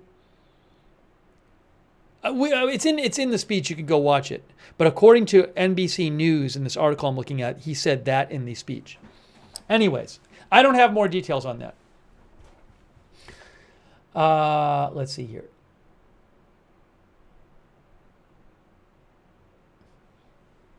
Susie Irish says, "Sounds like a simmering family feud, and this was hit back." Our viewer Juhani Valmaki thinks it was quite unethical for RFK Jr. in his speech to reference his father and uncle, as they would never have accepted any conspiracy theorists like RFK. That is our viewer Juhani Valmaki's comment.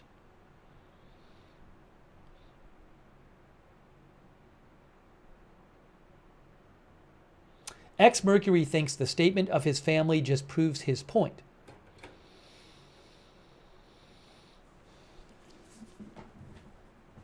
Sandra Cruz says, "This has been such an interesting campaign year. Seems like anything can happen." I'll take a few more comments from you guys. Again, I want to cover the rally. I got to wrap this up in a second because I want to get back on and cover the rally. So a few more comments from you guys. Thanks to Willie Rock for your support, Willie Rock, and also Anonymous Nobody and Crypto King and Greek the Jimmy. Oh, I'm sorry. Greek the Jimmy said, hold on a second. I'm not familiar with this. Greek the Jimmy said the story about the bear was a different story. And he talked about, hold on a second. Oh, hold on. I think I found the other story. Just to be clear, I don't want to get into this right now. Yes, here it is. So this is what Jimmy was referring to. Asked about bear carcass prank, RFK Jr. said he once had a freezer full of roadkill meat. This is from AP. I don't want to take more than 30 seconds on this. But days after RFK Jr. admitted to taking a bear carcass from the side of the road and placing it in Central Park as a prank a decade ago, he said that he had been picking up roadkill his whole life and once had a freezer full of it at home. Okay. Anyways, he says, speaking to reporters in a hallway, he said, I have been picking up roadkill my whole life. I have a freezer full of it. A Kennedy campaign spokesperson said later by text he wasn't joking. That's how Kennedy feeds his birds. Feeds his birds, said his campaign. Anyways, again, that's... If you want to read it, Google the story. You can find it. My point was I just wanted to not misrepresent what one of our viewers was saying. Okay. Anyways. Let's see here. You can Google all of that. Read about it for yourself. Read about it for yourself after the broadcast. Okay, look. Here's what we're going to do. Here's what we got to do. I got to wrap this up because I want to get back on the air and cover the Trump rally. The official start time is 7. I'll try to get on a little before then. But I got to wrap this up because I got to eat and do that. So my plan is to cover the Trump rally because I think RFK Jr. may be speaking there. I'm not sure. So tune in for that in a little bit. Subscribe and follow the channel, Agenda Free TV. We cover all kinds of live breaking news without an agenda. We got to show you his whole speech today, and we got to show you this impromptu press conference from former President Trump, which no matter what you think of former President Trump, I think it's neat to show an impromptu press conference. If I have the ability to show an impromptu press conference by Kamala Harris, I will certainly show it to you. Excuse me. So subscribe, follow the channel, and also turn notifications on. We have a notifications system that we set up. You can sign up for free, and then you get sent a notification right before we go live every time, because I don't know when big breaking news is going to happen, so I can't tell you in advance every time I'm going live. So sign up for the free notifications. The mods will post the notifications link in the chat, and you can also find that link in the description of this video on Facebook and YouTube. I really, really appreciate you guys being here for the stream, watching the channel today, and watching the channel in general. And again, I'm going to be coming back in a little bit with coverage of the Trump rally because I think RFK might be appearing there, but I'm not sure. So we'll have to see. He'll certainly, I think, talk about RFK Jr. in the rally. So I do want to cover it. By the way, when I'm not on the air, I will post updates on my X account, which is @Lookner on X. @Lookner on X. I will throw the link to that in the chat right now. My X account. But I really do appreciate you watching. And also thanks for letting me read your comments on the air and voting in the polls and sending me messages. I'm sure there's a bunch of messages I didn't get to. I'm sorry, but it's just been so busy. But I got to wrap this up so I can eat and then get back on the air. Thanks so much to our moderators. They are amazing. They're the reason that we can have chat rooms, our amazing moderators. So can't thank our mods enough. Ruth Kafasi there right now. I know we've had Chromite there and Carms, and we've had a bunch of moderators over there on YouTube today. Thank you so much, moderators. Linda Belk and Larry moderate for us on X. Over on Twitch, A Moment of Lovely, Big Ball of Yarn, David Green, Idaho Star, Sarah, Papa Bear, Surly Dev, thank you, and all of our other Twitch moderators. Big thanks. And our Facebook moderators like Kay Lowry Body and Margaret Riley and Christina Neal and any other mods who might have been over there on Facebook who I missed. Thanks so much for moderating there. We also have a Discord chat. You can chat with other viewers when we're not on the air. A lot of our viewers like doing that. It's at the same link as the notifications. It's also free. So check out the Discord chat. And thanks to Jenny Allen for your support. Thanks, Jenny Allen, and everybody who donated. That is so nice of you. You are the ones who allow this channel to exist. This is a viewer-supported channel, so thank you. And also, your support is how I can buy the footage. We showed the RFK Jr. footage today, the Trump footage. That's thanks to your support, so I really appreciate it. If you ever want to donate to the channel, you can go to agendafree.tv, agendafree.tv. But thanks to everybody who donated. That's really nice of you, and I appreciate it. So let's see. A quick reminder over there on Facebook, on YouTube. If you subscribe on YouTube and you want to turn the YouTube notifications on, which I would recommend, you got to do this thing on YouTube, which is you got to click this bell. Once you subscribe, you got to click this bell and then choose all notifications to make sure you're getting the notifications. So even if you subscribe, you got to click the bell and choose all. And another quick reminder, I do have a personal channel where sometimes I do non-news live streaming. That is called Lookner on YouTube and Look Nerd with a D on Twitch. So feel free to check that out if you want. It's been so busy. I haven't been over there. Usually I'm over there a lot more, but it's been so busy with the news. We'll be back there eventually. Let me also thank our Facebook subscribers. Thanks so much for your support over there on Facebook. People like Robert Rial II, Eve Richards, Lou Green, Kay Lowry Body, Margaret Riley, Diane Allworth. Thank you to all of our subscribers for supporting on Facebook. I really appreciate it. Thank you. And any others who I might be missing over there. And also our Twitch subscribers. Thank you so much. People like Wall Street and Shaggy and Allistic and Sarah and hold on, I'm behind over here on Twitch. Here, let me just do this real quick. Spleenless Dave, Guy Wilson, thanks for subscribing on Twitch. And also Tegrity Farmer Bob, thank you. Jack's Animals, Relila, thank you for subscribing. Fleeky Beats, and who else over there right now? Pezzy, thanks for subscribing. Dancing in the Sand, thank you for subscribing on Twitch.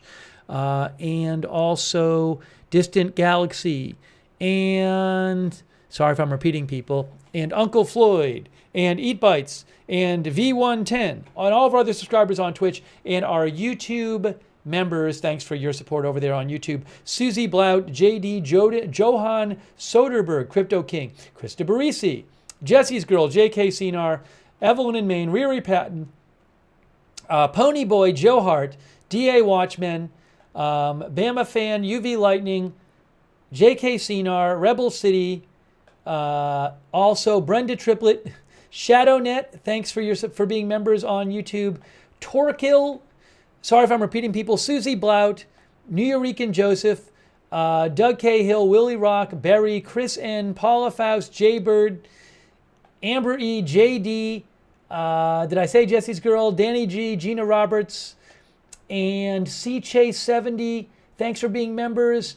And Deeper Understanding, and Lisa Chambers, Infinite Visions, the one and only Susie Irish, and Joshua, J.K. Cinar, Ali C., all of our members on YouTube, ShadowNet, Riri Patton, PZ Wheats, Lonnie Schultz, CC Truck, Bama Fan, Masculine Cargo Games, and everybody else, all of our other members over there on YouTube as well. Okay, so we're wrapping up the stream so I can eat and come back on the air and cover Trump's rally, because it's very possible that RFK Jr. will be there.